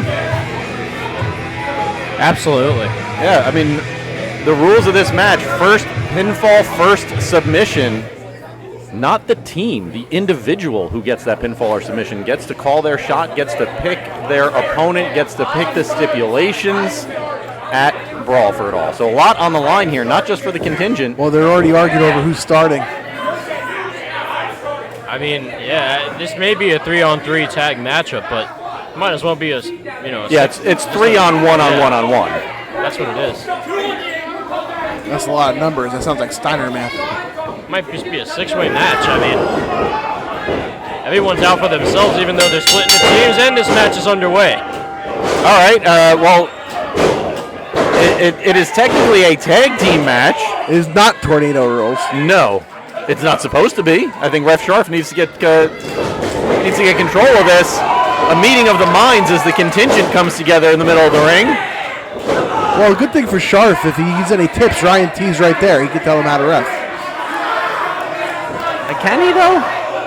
I don't know. I seem to remember quite a bit of constructive criticism being levied Ryan T's way, courtesy of you, Cypress. Of you guys. You guys are the reason he did what he did. I don't remember it that way. And the anti-hero Joey Adams and Sean Damage McNelis working together to take on BT Bull. Oh, Chris Powers getting into the ring. He's the only one ready to actually start this match. Oh, wait, hang on. Maybe not getting into the ring. Chris Powers going all the way up to the top turnbuckle. Looking at everybody at ringside. And the Swanton on top of everyone wiping out. Well, not everyone. Not Joey quite. Adams scooted Oh, wait a away. minute. Yeah. Good eye, Cypress. Well, I have glasses. They better work. I was going to mention it, but you did. Cypress scooting his way out, yeah. I mean, he does. He does occasionally. No, I'm not fast enough for that. Joey Adams making sure that he's the legal man in the ring, and so is Ryan T.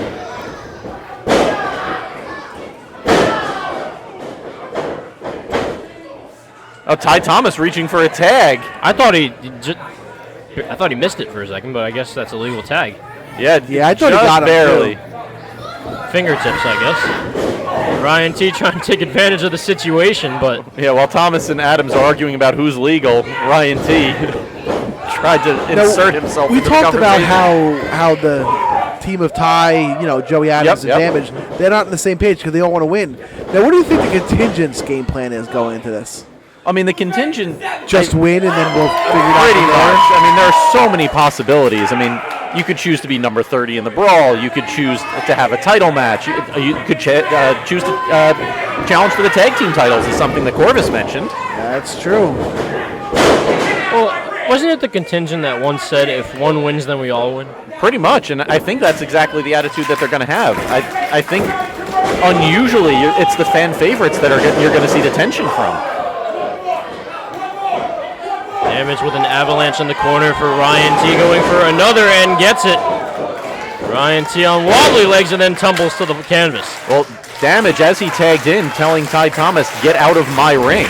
Which is a shame because they have matching outfits tonight, matching tights. They do look like a tag team.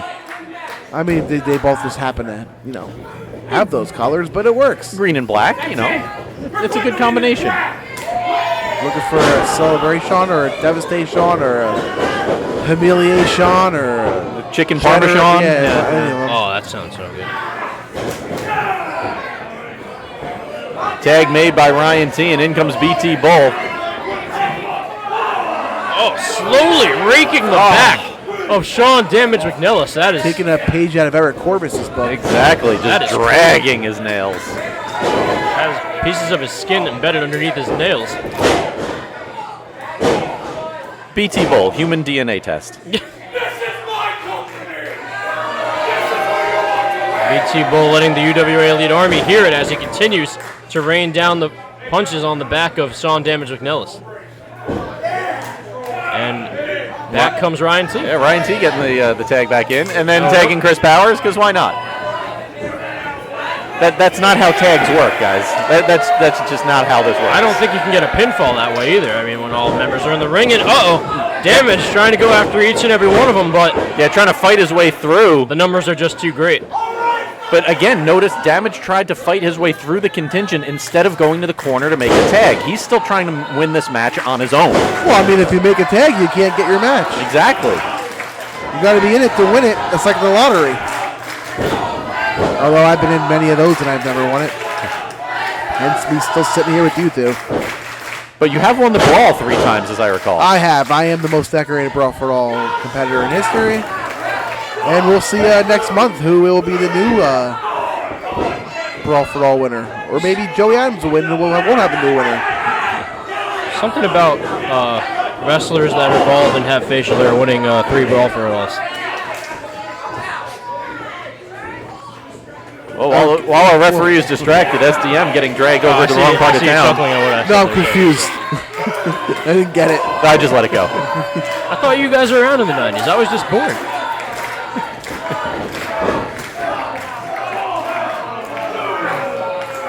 BT Bull with his leg just draped over Damage's neck. So if BT Bull got disqualified there, does that mean Damage is the one getting his shot? Yes, good question. You would think so. All right, that seems to make sense. That seems to follow. We're going with that one. Well, I think what happens if something like that happens, the tiebreaker is that the Do or Die Posse gets to choose whatever they want. Oh, of course they do.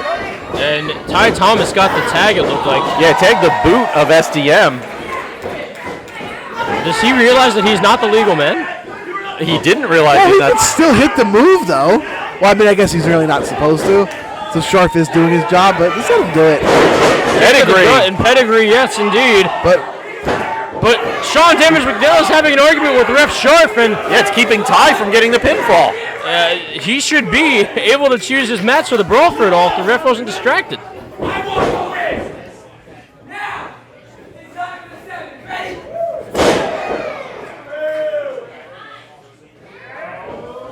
And dropping the fist right across the forehead of BT Bull. One more. Misses the elbow. BT Bull dodging just in time and then just stomping on the shoulder of Ty Thomas. And then there's the senton splash.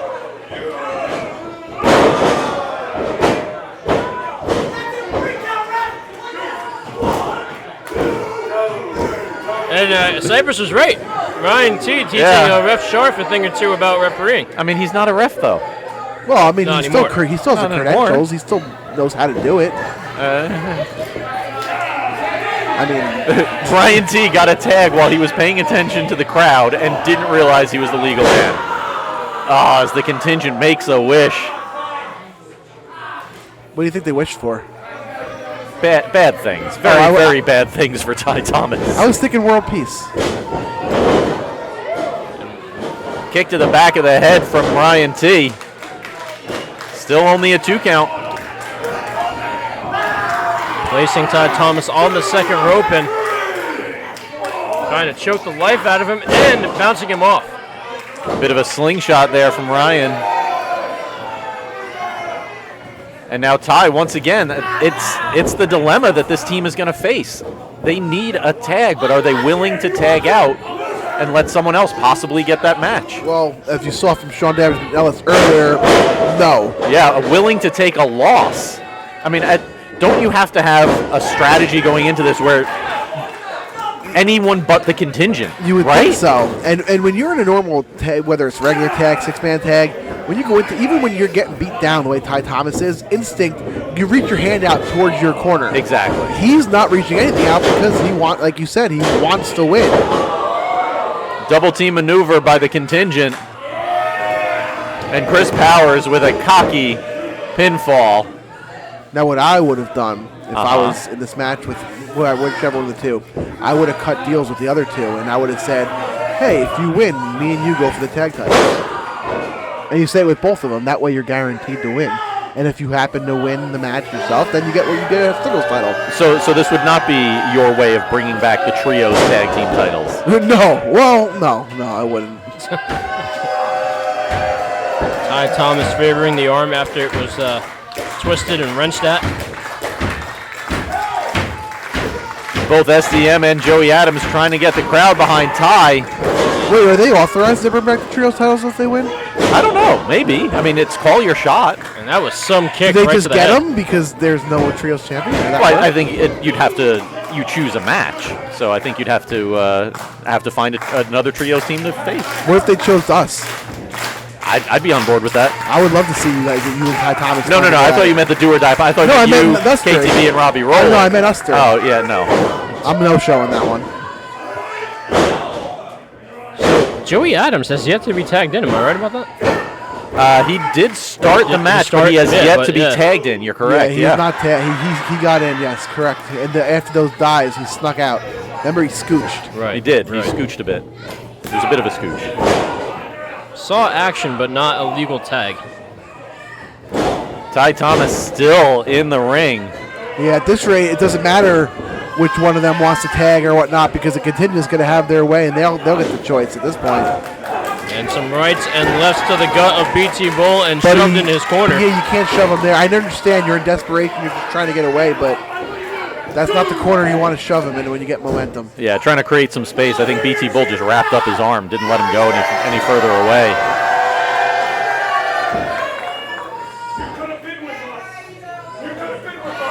BT Bull yelling at Ty Thomas, you could have been with us. Ty Thomas blames himself for what he calls the monster that he helped create. I don't really necessarily agree with BT Bull because they pretty much, they were pretty emphatic on the way they got rid of him.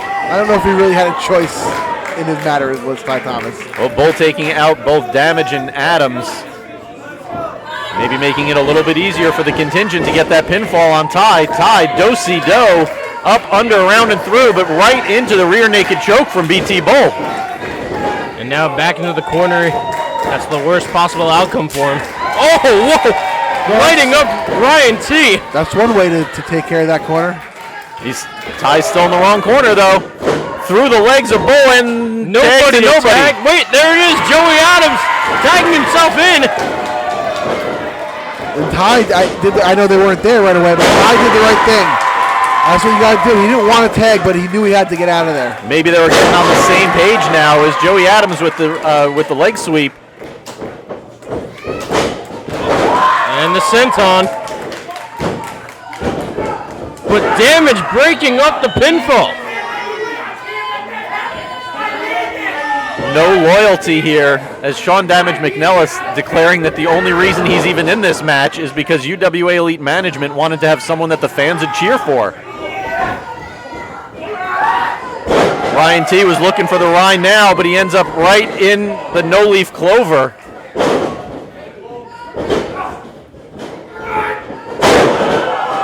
Sambo from Damage, and then the wheel kick from Powers. Ty Thomas taking out Chris Powers, the man who arguably replaced him in the contingent. And then the drop kick by Ryan. And tossing him off the shoulder. Has his sights set on BT Bull, looking for the no-leaf clover. But Ty Thomas right behind him. Once again, teammates. Well, you have to tag yourself in. Joey Adams is in the best position for all the three of them. They're not even out of the ring to get tagged in. It's just a complete communication breakdown right now happening in the middle of the ring. Damage gets out of the way of BT Bull. And the celebration! Almost from out of nowhere, and he's... Look, Damage asking who's legal. He says it's Joey Adams, and now Sean Damage McNelis tags himself in. And the mini Brayshawn there to BT Bull. 1, 2. Sean Damage McNelis gets to choose his match for a Brawl for It All.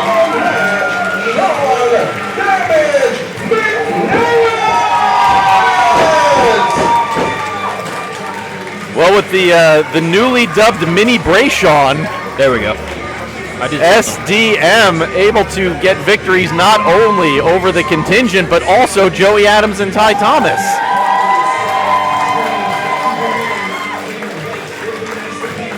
Well, he wanted it, and he got it. By any means necessary. All three staring daggers at each other. I mean, they can stare all they want. SDM, he's holding the card right now. Joey Adams saying, yeah, you got me. A little bit reluctant. Same thing with Ty Thomas.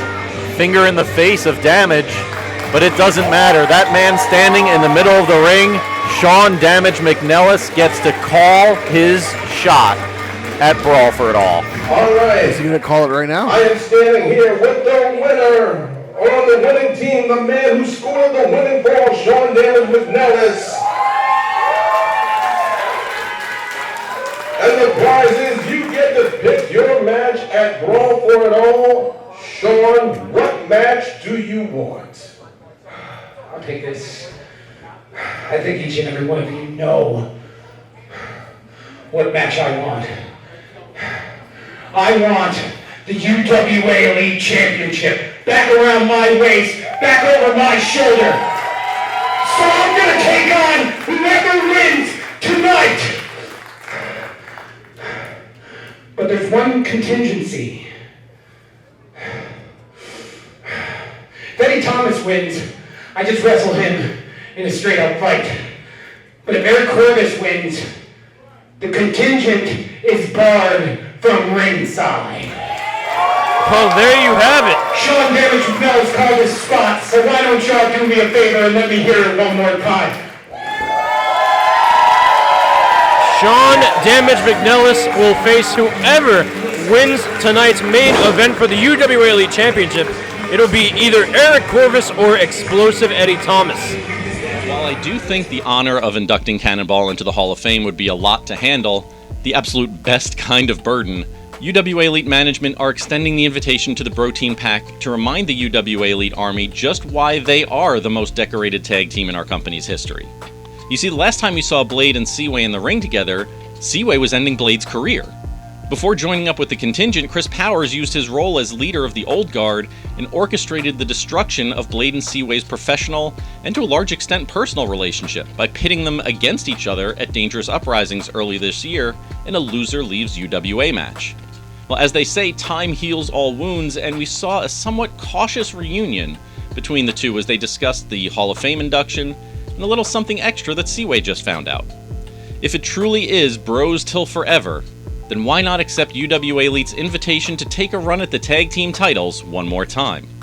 It's not a given, not by a long shot. I mean, the Do or Die Posse have had a stranglehold on the championship belts ever since the team of KTB and Robbie Roller, alongside frequent supplier of chairs, Cypress, defeated Pretty Freaking Ugly for the titles back in April. The Hunter and the King of the Barons have, honestly, I feel like I'm just repeating myself every month now, they have carved a path of destruction through UWA Elite's tag team division, taking on all comers. There have been some dominant tag teams in this company, and a mere 5 months into their title reign, I'm already wondering what team, if any, will be able to take them down.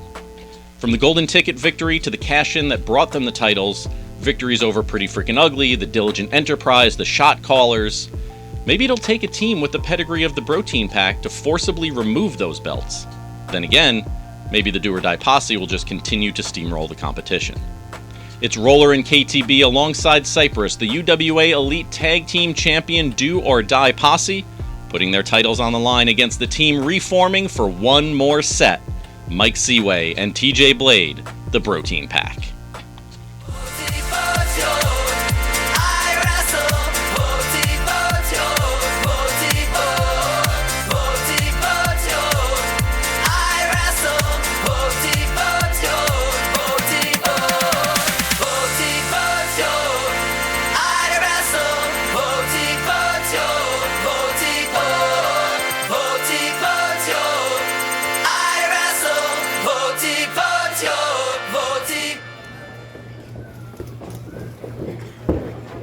All right, South River, New Jersey. This match will be scheduled for one fall. And it will be for the UWA Elite Tag Team Championship.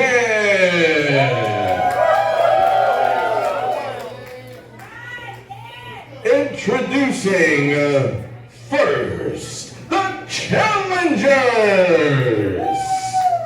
They are former tag team champions themselves, and they are looking to recapture their glory tonight.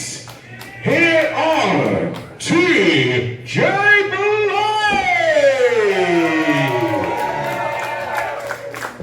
the one-fit wonder, Massive Mike Seaway. Bros till forever, they are the BROtein Pack!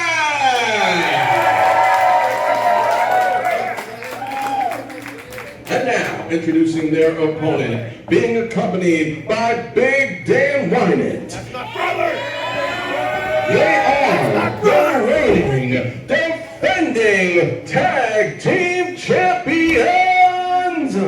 Here is Robbie Roller, KTB, the Do or Die Posse.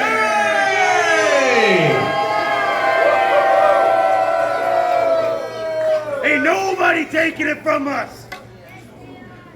What'd you say, sir? What'd you say? No, you're not.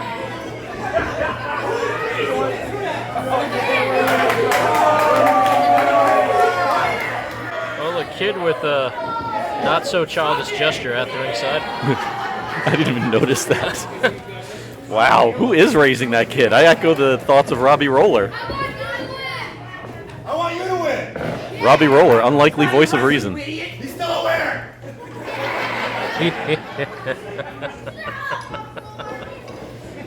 All right, well, I mean, we're having some laughs before the bell rings, but an awful lot on the line here. UWA Elite Tag Team Championship. One more set, says the BROtein Pack, taking on the Do or Die Posse. Cypress, I know you've got thoughts. I mean, would you like to share with our fans watching on YouTube, watching on the UWA Elite Network, would you like to share some thoughts about how this match is going to go? I would, but I'm too busy distracted waiting for the bell to ring right now. Cypress, I assume you have some thoughts about how this match is going to go now that the bell has rung. Would you like to share your thoughts with any of the people? Hang on, I'm not done. Any of the people watching on video here, any of our social media platforms, Cypress? I would, and I gotta say, first of all, I missed the bell a lot, so I have to clarify that. Second of all, I'm so tired of this nostalgia act. How many times are we gonna roll the BROtein Pack out? It's been overdone. We don't need it anymore. I mean, if this is in fact their last set together, then I think only a tag team championship would keep them together at this point. TJ Blade has been forcefully retired from UWA by his now tag team partner, Mike Seaway. Yeah, what was it, like 2 months ago? It was Dangerous Uprisings, I believe. Yeah, Dangerous Uprisings. Yeah, it didn't really last. You know, it's crazy. When someone says they're retired, they usually stay retired. Am I the only person in wrestling history to do that? And how did the last brawl go for you, Cypress? What? I was forced into that. think we were all forced into that one. That's for sure. Do or die Posse, only 5 months into their title reign, but why do you have to say it like that? Only 5 months in. Well, because normally when a team is looking undefeatable, it's over a span of many months or even years. I'm actually paying a compliment to the Do or Die Posse. They continue. Say it's only 5 months, and they've already made their way through most of the tag team division here at UWA Elite. You know who's held the title longer than 5 months? His name is Jungle Jim Wilder, who's going for his 17th title. Yes, Jungle Jim Wilder. We don't need to talk about Jungle Jim Wilder here. This is a tag team title. I think TJ Blade just made a little bit of a gesture toward you, Cypress. I wasn't paying attention because I was listening to the ludicrous comments by JC. I don't ever bring the Do or Die Posse up in other matches. Why do we got to bring up Jungle Jim this match? Well, I just wanted to bring it up because it's been longer than 5 months. Was he looking at me or was he looking at this chair? That could be either. Right at TJ Blade has a habit of cheating. Yeah, I mean, it could have been you, it could have been the chair. I think both are equally likely to get into this match. And look at that gut. It's like every day's cheat day for him. Mike Seaway getting in the squats and tossing the bar off his back, let's just say.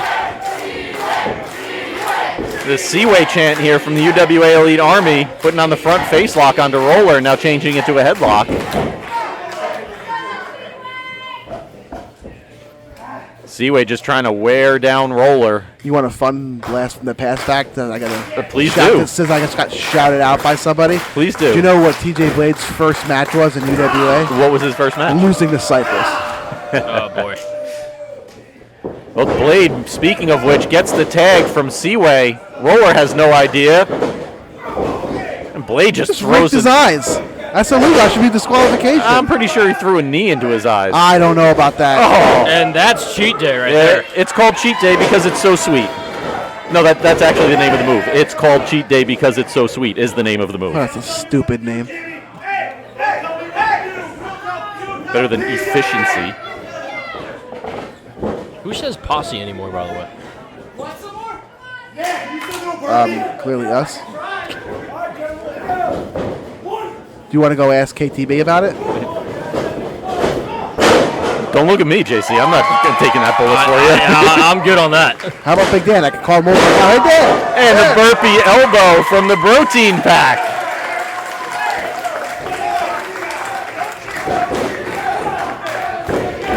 I haven't heard the word Posse until we brought it back. The last it was used was back on the mean streets.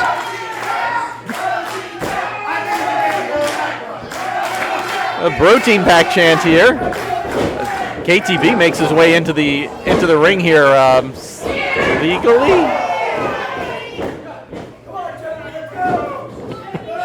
You know what I hope happens? I hope TJ Blade just turns on Mike Seaway again, and he just keeps doing it. That's what we need to happen in this match. Well, inadvertently, Robbie Roller turns on KTB with a headbutt right between the legs. Kick to the stomach sends Roller to TJ Blade.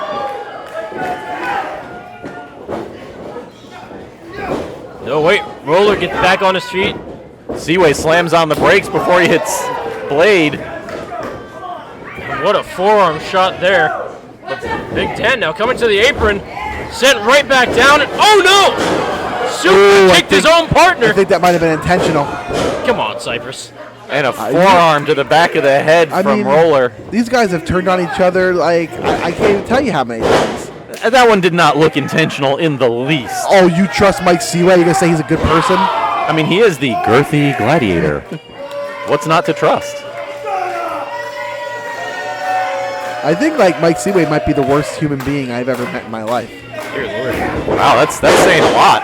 I mean, I've met some of your friends. I'd like to see the people you meet.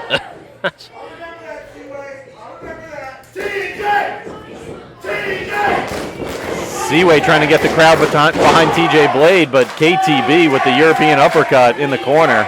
By the way, how come you guys didn't thank me? I could have said you guys were the worst too. I just gave you guys a compliment. I mean, you could have, but then you would have been wrong. Thank you, Cypress, for the nice compliment.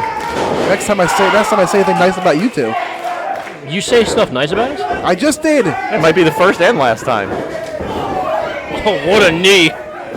to the temple of TJ Blade. Yeah, Roller distracts Seaway, letting KTB get in a little bit of extra offense. What really happened was, Seaway got in the ring, and because of him, TJ Blade got hit a little harder and got double teamed.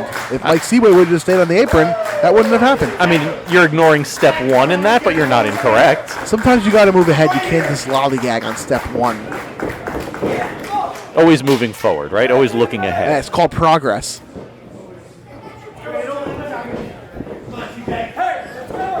TJ Blade sent to the ropes and met with 2 back elbows.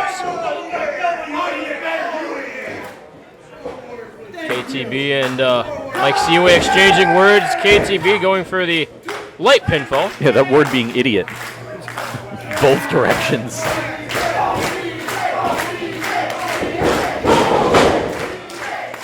And the knee to the gut takes Blade off his feet.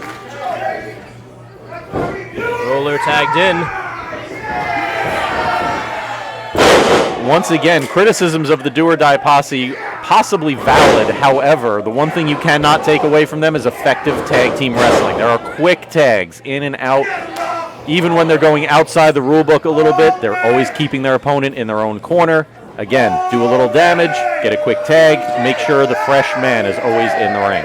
It's almost like they have someone there that's giving them advice that was in tag wrestling for the better part of 15 years. I mean, it's effective.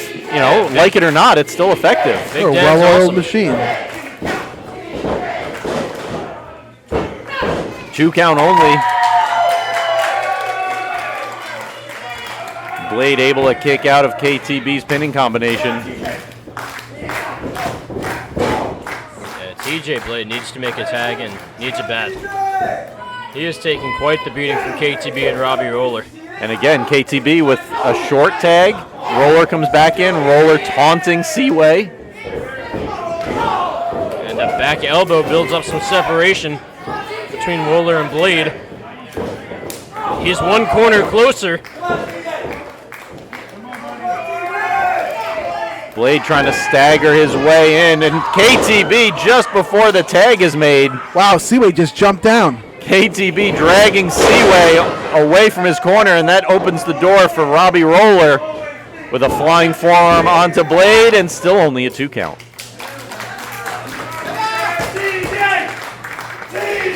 See, once again, Seaway costing TJ Blade more pain. Ridiculous. Now I understand why TJ Blade turned on him twice. TJ trying to do everything he can to get back to his feet, but KTB tagged in now.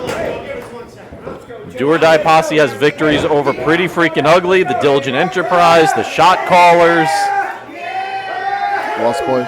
The Lost Boys. I mean, basically every tag team on the UWA Elite roster has fallen victim to the Do or Die Posse. Demolition, the Young Stallions, the Killer Bees, all of them. Both B. Brian Blair and Jumpin' Jim Brunzell? No, not those, the other Killer Bees. Oh, okay.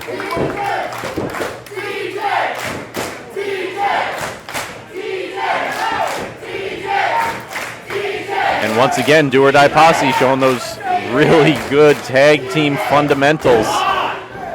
Exposing the abdomen and delivering a boot.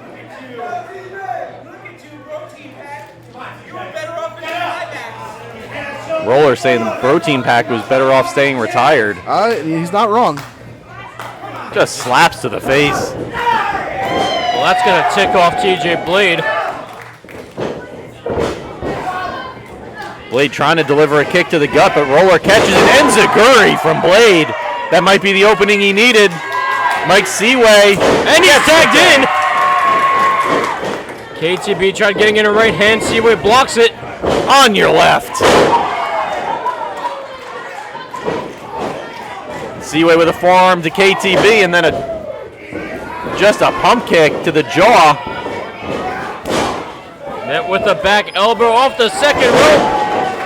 It's a flying Superman punch there. Seaway waiting for KTB to get back to his feet. That was a few moments too long as KTB able to reverse it into a pump kick of his own. Seaway just pulling KTB shoulder first back down onto the mat with a cover, but still only a 2.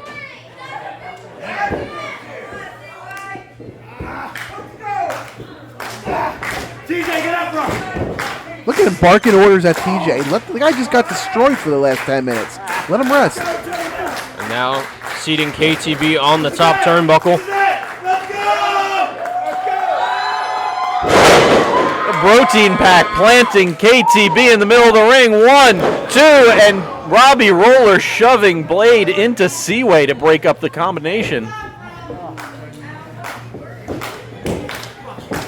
Robbie Roller might have just saved the tag team titles for the Do or Die Posse. Dragging KTB back to their corner and tagging in Roller. What a smart move by Robbie Roller.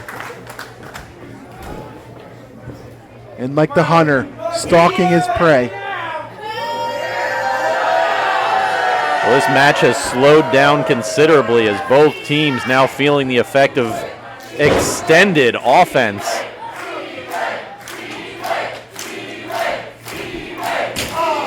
Chop to the chest. We have switched from speed to power.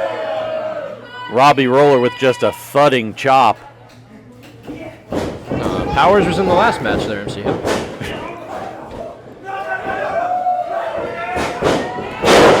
Seaway and Blade with the tag team combo.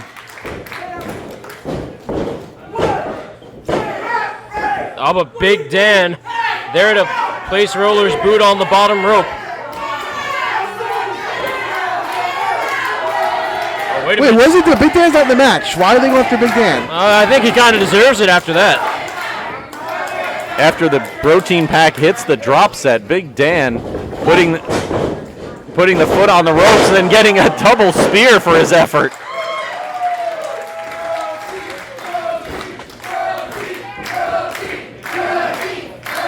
With all 4 men in the ring, the BROtein chant from the UWA Elite Army. And now Robbie Roller on the top turnbuckle, but KTB dragging TJ Blade to the outside, tosses him headfirst into the steel post. Seaway giving chase on KTB. Oh, KTB shoved his brother into the feet of Mike Seaway. And what is Seaway chasing KTB for? He's not the legal man. Probably the most creative thing I've ever seen. Double stomp suplex combination by the Do or Die Posse, and that is yet another victory for the tag team champions. Was there ever a doubt? Was there ever a doubt? I'll give you that one. Do or Die Posse. That was brilliant. Well, we'll call that an innovative move by KTB, literally shoving his brother into the feet of Mike Seaway, setting up the finish. Can we get production and put that on replay? Because that was fantastic. We might. Well, once again, KTB, Robbie Roller, with a bit of assistance from Big Dan, they are still your UWA Elite Tag Team Champions. Folks, we have got one more match coming your way. Eric Corvis, Eddie Thomas for the UWA Elite Championship. Which one of them is going to face SDM at Brawl for It All? Folks, get your tickets right now at UWAElite.com.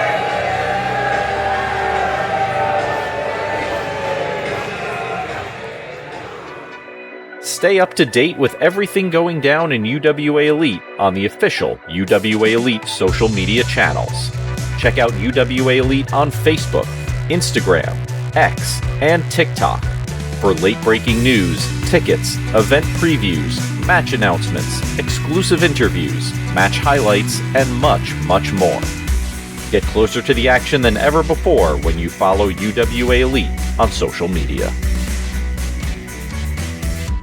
So as you are very aware by now, last month the DynaMike Davis Memorial Tournament concluded at Crossroads with the victory of one explosive Eddie Thomas.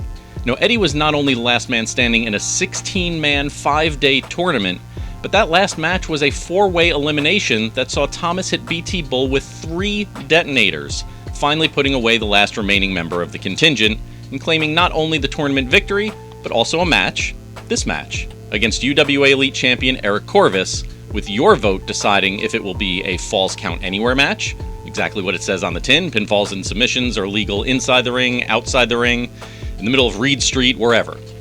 Maybe it would be an I Quit match, force your opponent to give up, whether it be through a submission, a knockout, or just offense so relentless they can't go anymore. Or a tables match. The only way to win is to put your opponent through a table. Now, while Eddie and Corvis have certainly crossed paths over the last few years, they were all kind of tangential.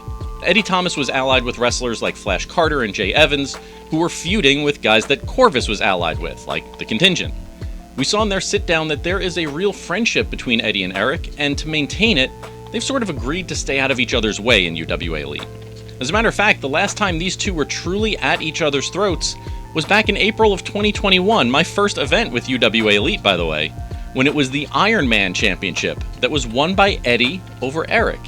Yeah, despite Corvis's claim that Eddie isn't on his level, the spreadsheets didn't miss that Thomas does have a championship victory over Corvis. But now it's 4.5 years later. It's the big belt, the UWA Elite Championship. And the man who holds that, he reformed the contingent, and he isn't about to let history repeat itself. He's put too much work into lining up all of the pieces, all of the dominoes. He was the surprise new member of what was then Nicholas K. Associates. He was the contingency plan that eventually personified the faction.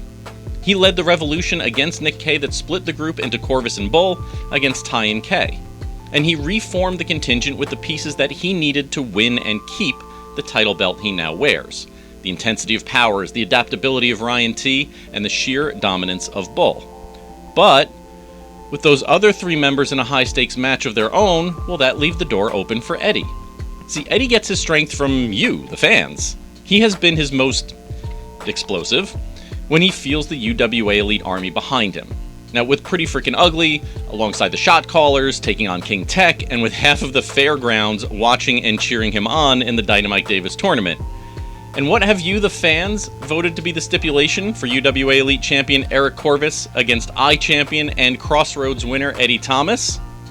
Well, 46% of you decided that this Saturday at iWrestle, your main event's winner will be the one who puts his opponent through a table.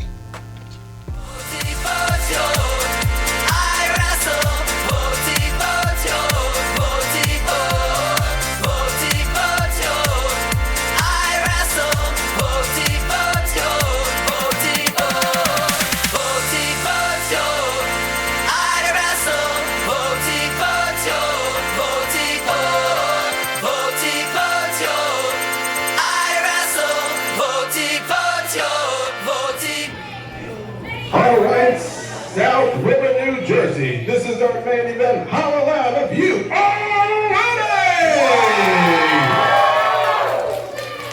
This match will be scheduled for one fall. And that will be for the UWA Elite Championship. Our official in charge will be Ref Sharp. Introducing first, the challenger, wrestling out of BROtein, New Jersey.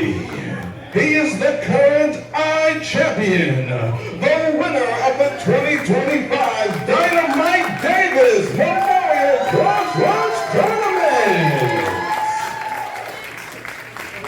Looking to claim the gold tonight, his third piece to be exact, here is explosive Eric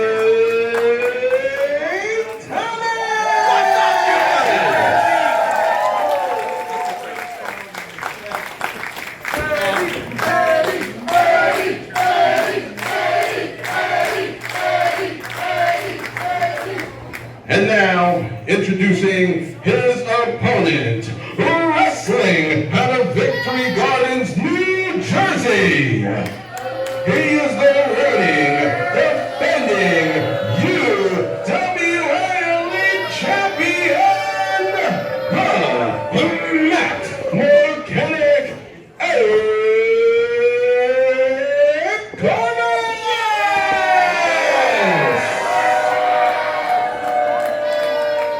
And South River, this will be a tables match. The only way to win is to put your opponent through the table.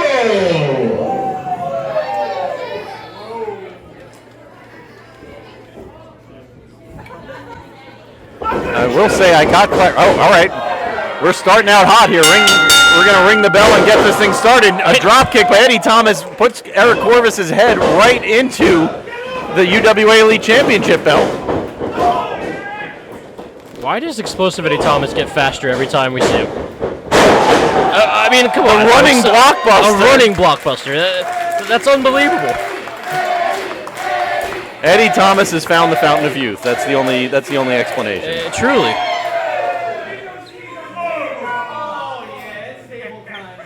Oh, I was gonna say, did he reach into the wrong side of the ring? Oh no. He's got a table. Oh! Corvis with the drop kick. But he didn't take one out. I was just looking to see. But Corvis will finish the job there. So, as I was saying before I was so rudely interrupted by Eric Corvis, I received some clarification on the stipulation on this match. If you go through a table, that doesn't mean you lose. Your opponent has to put you through that table. If you go for a move and you miss a cannonball or whatever, splash, if you go through the table without your opponent putting you through the table, it does not count. I think, you must be propelled by your opponent. Exactly.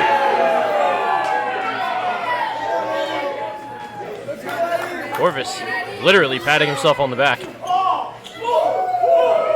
Little Barry Horowitz there. JC doesn't know who that is. It's a wrestler, right? He was Doug Horowitz's brother. Nope. JC doesn't know who that is. Missed me on that one. A double chop by Explosive Eddie. Corvis just slamming him low back first into the ring apron. Oh! The side Russian leg sweep into the apron. That's brutal. I was expecting Corvis to target the knee of Eddie, not the low back. Well, I mean, it's still early. Yeah, fair point.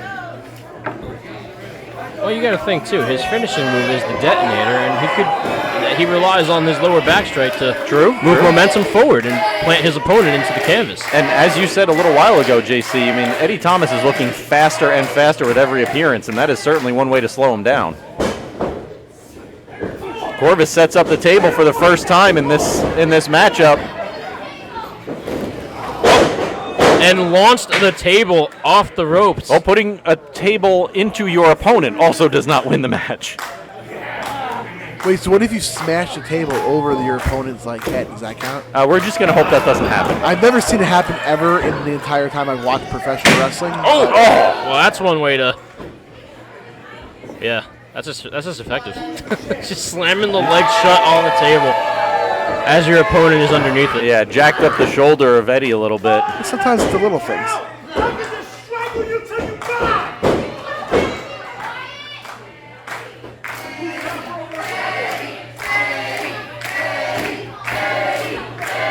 Well, the Eddie chant from our fans here. Corvis setting up the table. And it ain't for dinner. Well, once again, I'll remind you, Corvis's claim that Eddie isn't on his level, maybe not quite true. Eddie Thomas has an Ironman Championship victory over Eric Corvis. It was, by the way, my first ever UWA Elite event that I called back in April of 21. Smart move by Eddie, flipping the table over so Corvis was not able to put him through it, but... Sometimes you got to, sacrifice something, Lose the battle to win the war, that kind of a thing. Yeah, I mean, you still got hit with the move, but at least the match is still going. Corvis venting his frustration to the UWA Elite Army. I feel his pain. Well, these two competitors, real life friends, they've been happy to put that friendship aside, kind of stay out of each other's way in UWA Elite mostly up until now. And going for the zero machine early, but no table set up, you would think. Well, it's still there, it's just not set up. It's still going to cause damage. It's not going to break, though, if it's not set up. Yeah, it's going to cause a lot of damage. Twisting neck breaker. Yeah, twisting neck breaker indeed, and Corvis felt the effects of that table on the way down. See? Still effective. Okay, yeah, you got me there. But still, it didn't complete the match. No. Table didn't break.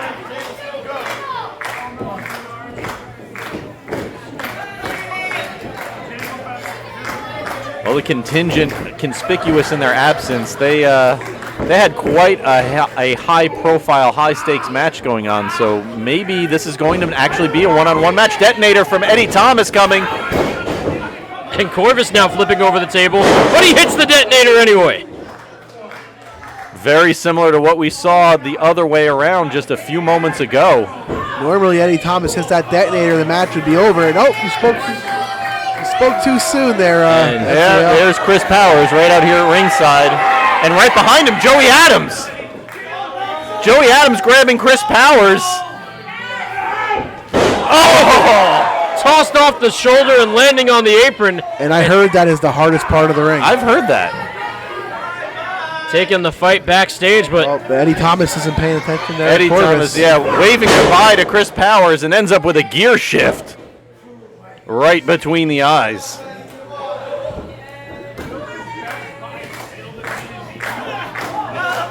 Oh, now Corvis just pressing the table leg into the chest of Eddie.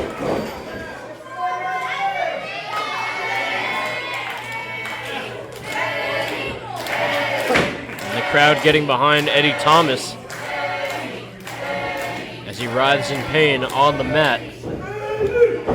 Corvis mocking the UWA Elite Army. No, that's just how they sound. If he dies, he dies. Did he just pull an Ivan Drago? I believe he did. Surprised you know what that is. Whatever he hits, he destroys. Corvis slamming on the brakes. Table was a little bent there, but they didn't break it. Oh, dear Lord, the German suplex. Or I guess the Russian suplex. Detonator once again from Eddie, but no. The low blow, the kick from Eric Corvis. And it is legal in a tables match. You can do that. The nether regions might have been detonated. Eddie's got to get away from that table. Big head of steam from Corvis. Olay. He got a spear, but not through a table. Once again, Eddie Thomas throwing the table aside. He eats the move. He eats the impact, but stays alive in the match.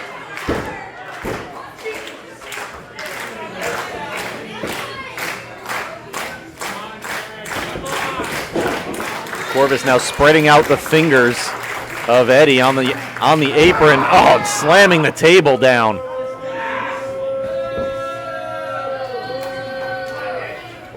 It might not win you the match, but it's certainly a good distraction. Well, it's all about wearing your opponent down. Now it's setting up the table again. Excuse me, FC. Yeah, once again, the table is in play.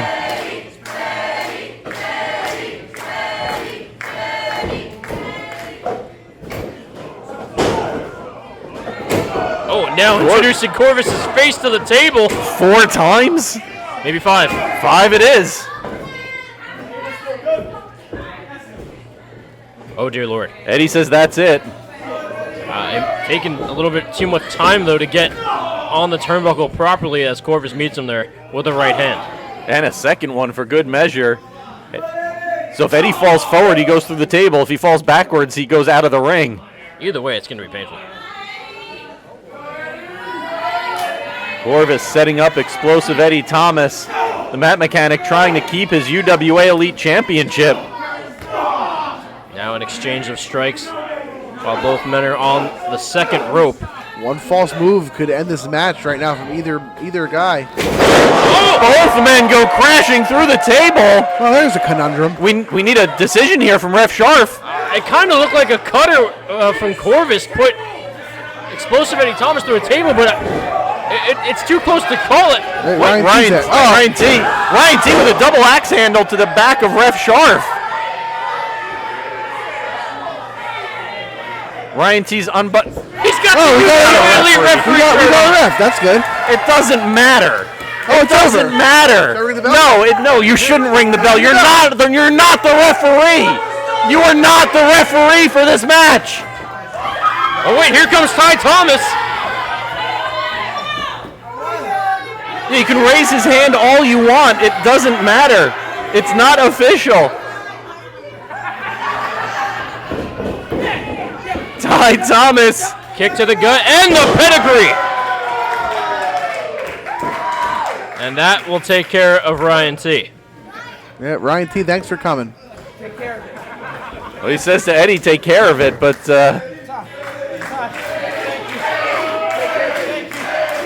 Eddie Thomas needs to get his feet under him first as Ty takes Ryan T, not referee Ryan T, I might add. Corvis has something in his hand. I can't see what it is. Looks like a blade of some sort, It does look like a blade, right? I thought maybe I was seeing things. A screwdriver. I'm not 100% sure what that was, but whatever it is, Eddie Thomas able to get it out of the hands of the mat mechanic. And now just an exchange of strikes in the center of the ring. And oh!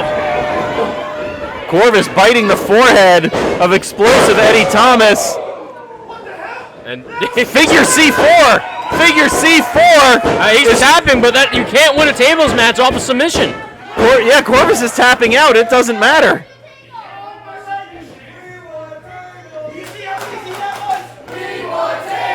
I mean, easy maybe, but it didn't get him through a table. Yeah, but Eric Corvis saying that Eddie Thomas isn't on his level. Eddie's reminding him, yes, I absolutely am. I made you tap out. If this was a regular match, Eddie Thomas is your new UWA Elite Champion. But you know what, though? It's not a regular match. Indeed it isn't. Eddie's looking for another table under the ring. Meanwhile, Corvis is just trying to get his feet under him, just trying to... Well, he's feeling the effects. Yeah, trying to get a little bit of blood flow back into his lower leg. After that figure C4. And just shoving the table I'll tell you what, ankle. that's not going to help. Taking a page out of KTB's book. See, everyone can learn from the Do or Die Posse.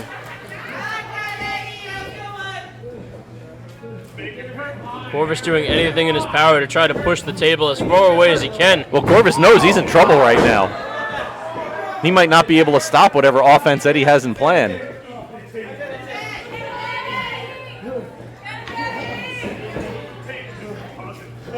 Thomas looking to set up another detonator, looks like. It can be onto the table. It doesn't matter if the table doesn't break. It'll still do the damage. And now wait, a zero machine. Can he get it off? Now Eddie's fighting his way out. The two men struggling with Matt Mechanic and the explosive one. Both trying to get the upper hand. But again, he's tapping, and that's not going to end the match. And listen to what Eddie's saying. Eddie's yelling, I just beat you twice. But not in a tables match. I think more than winning the match, Eddie Thomas is just proving a point. Well, if these idiot fans would have voted for a submission match, it'd be over. 46% voted for this tables match, 40% voted for an I quit, and 14 for falls count anywhere. And here comes BT Bull.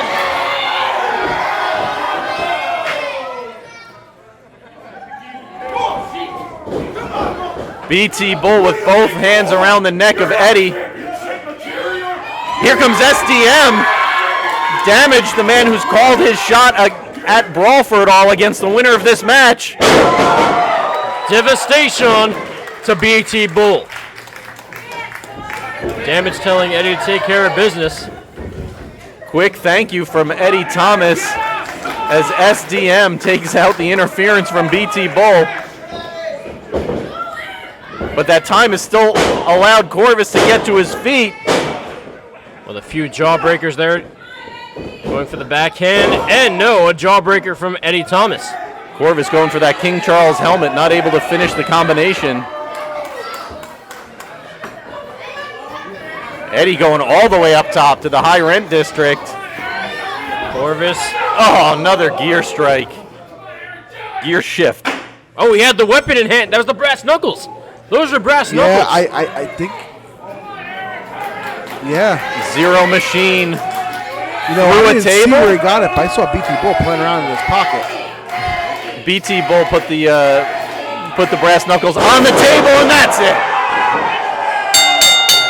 A zero machine through a table. Ladies and gentlemen, the winner of the match, and still UWA Elite Champion, the Matt Mechanic Corvis. Well, Well, it took absolutely everything that Corvis had. All three members of the contingent coming out to his aid. Well, MC Hale, you know what this means now.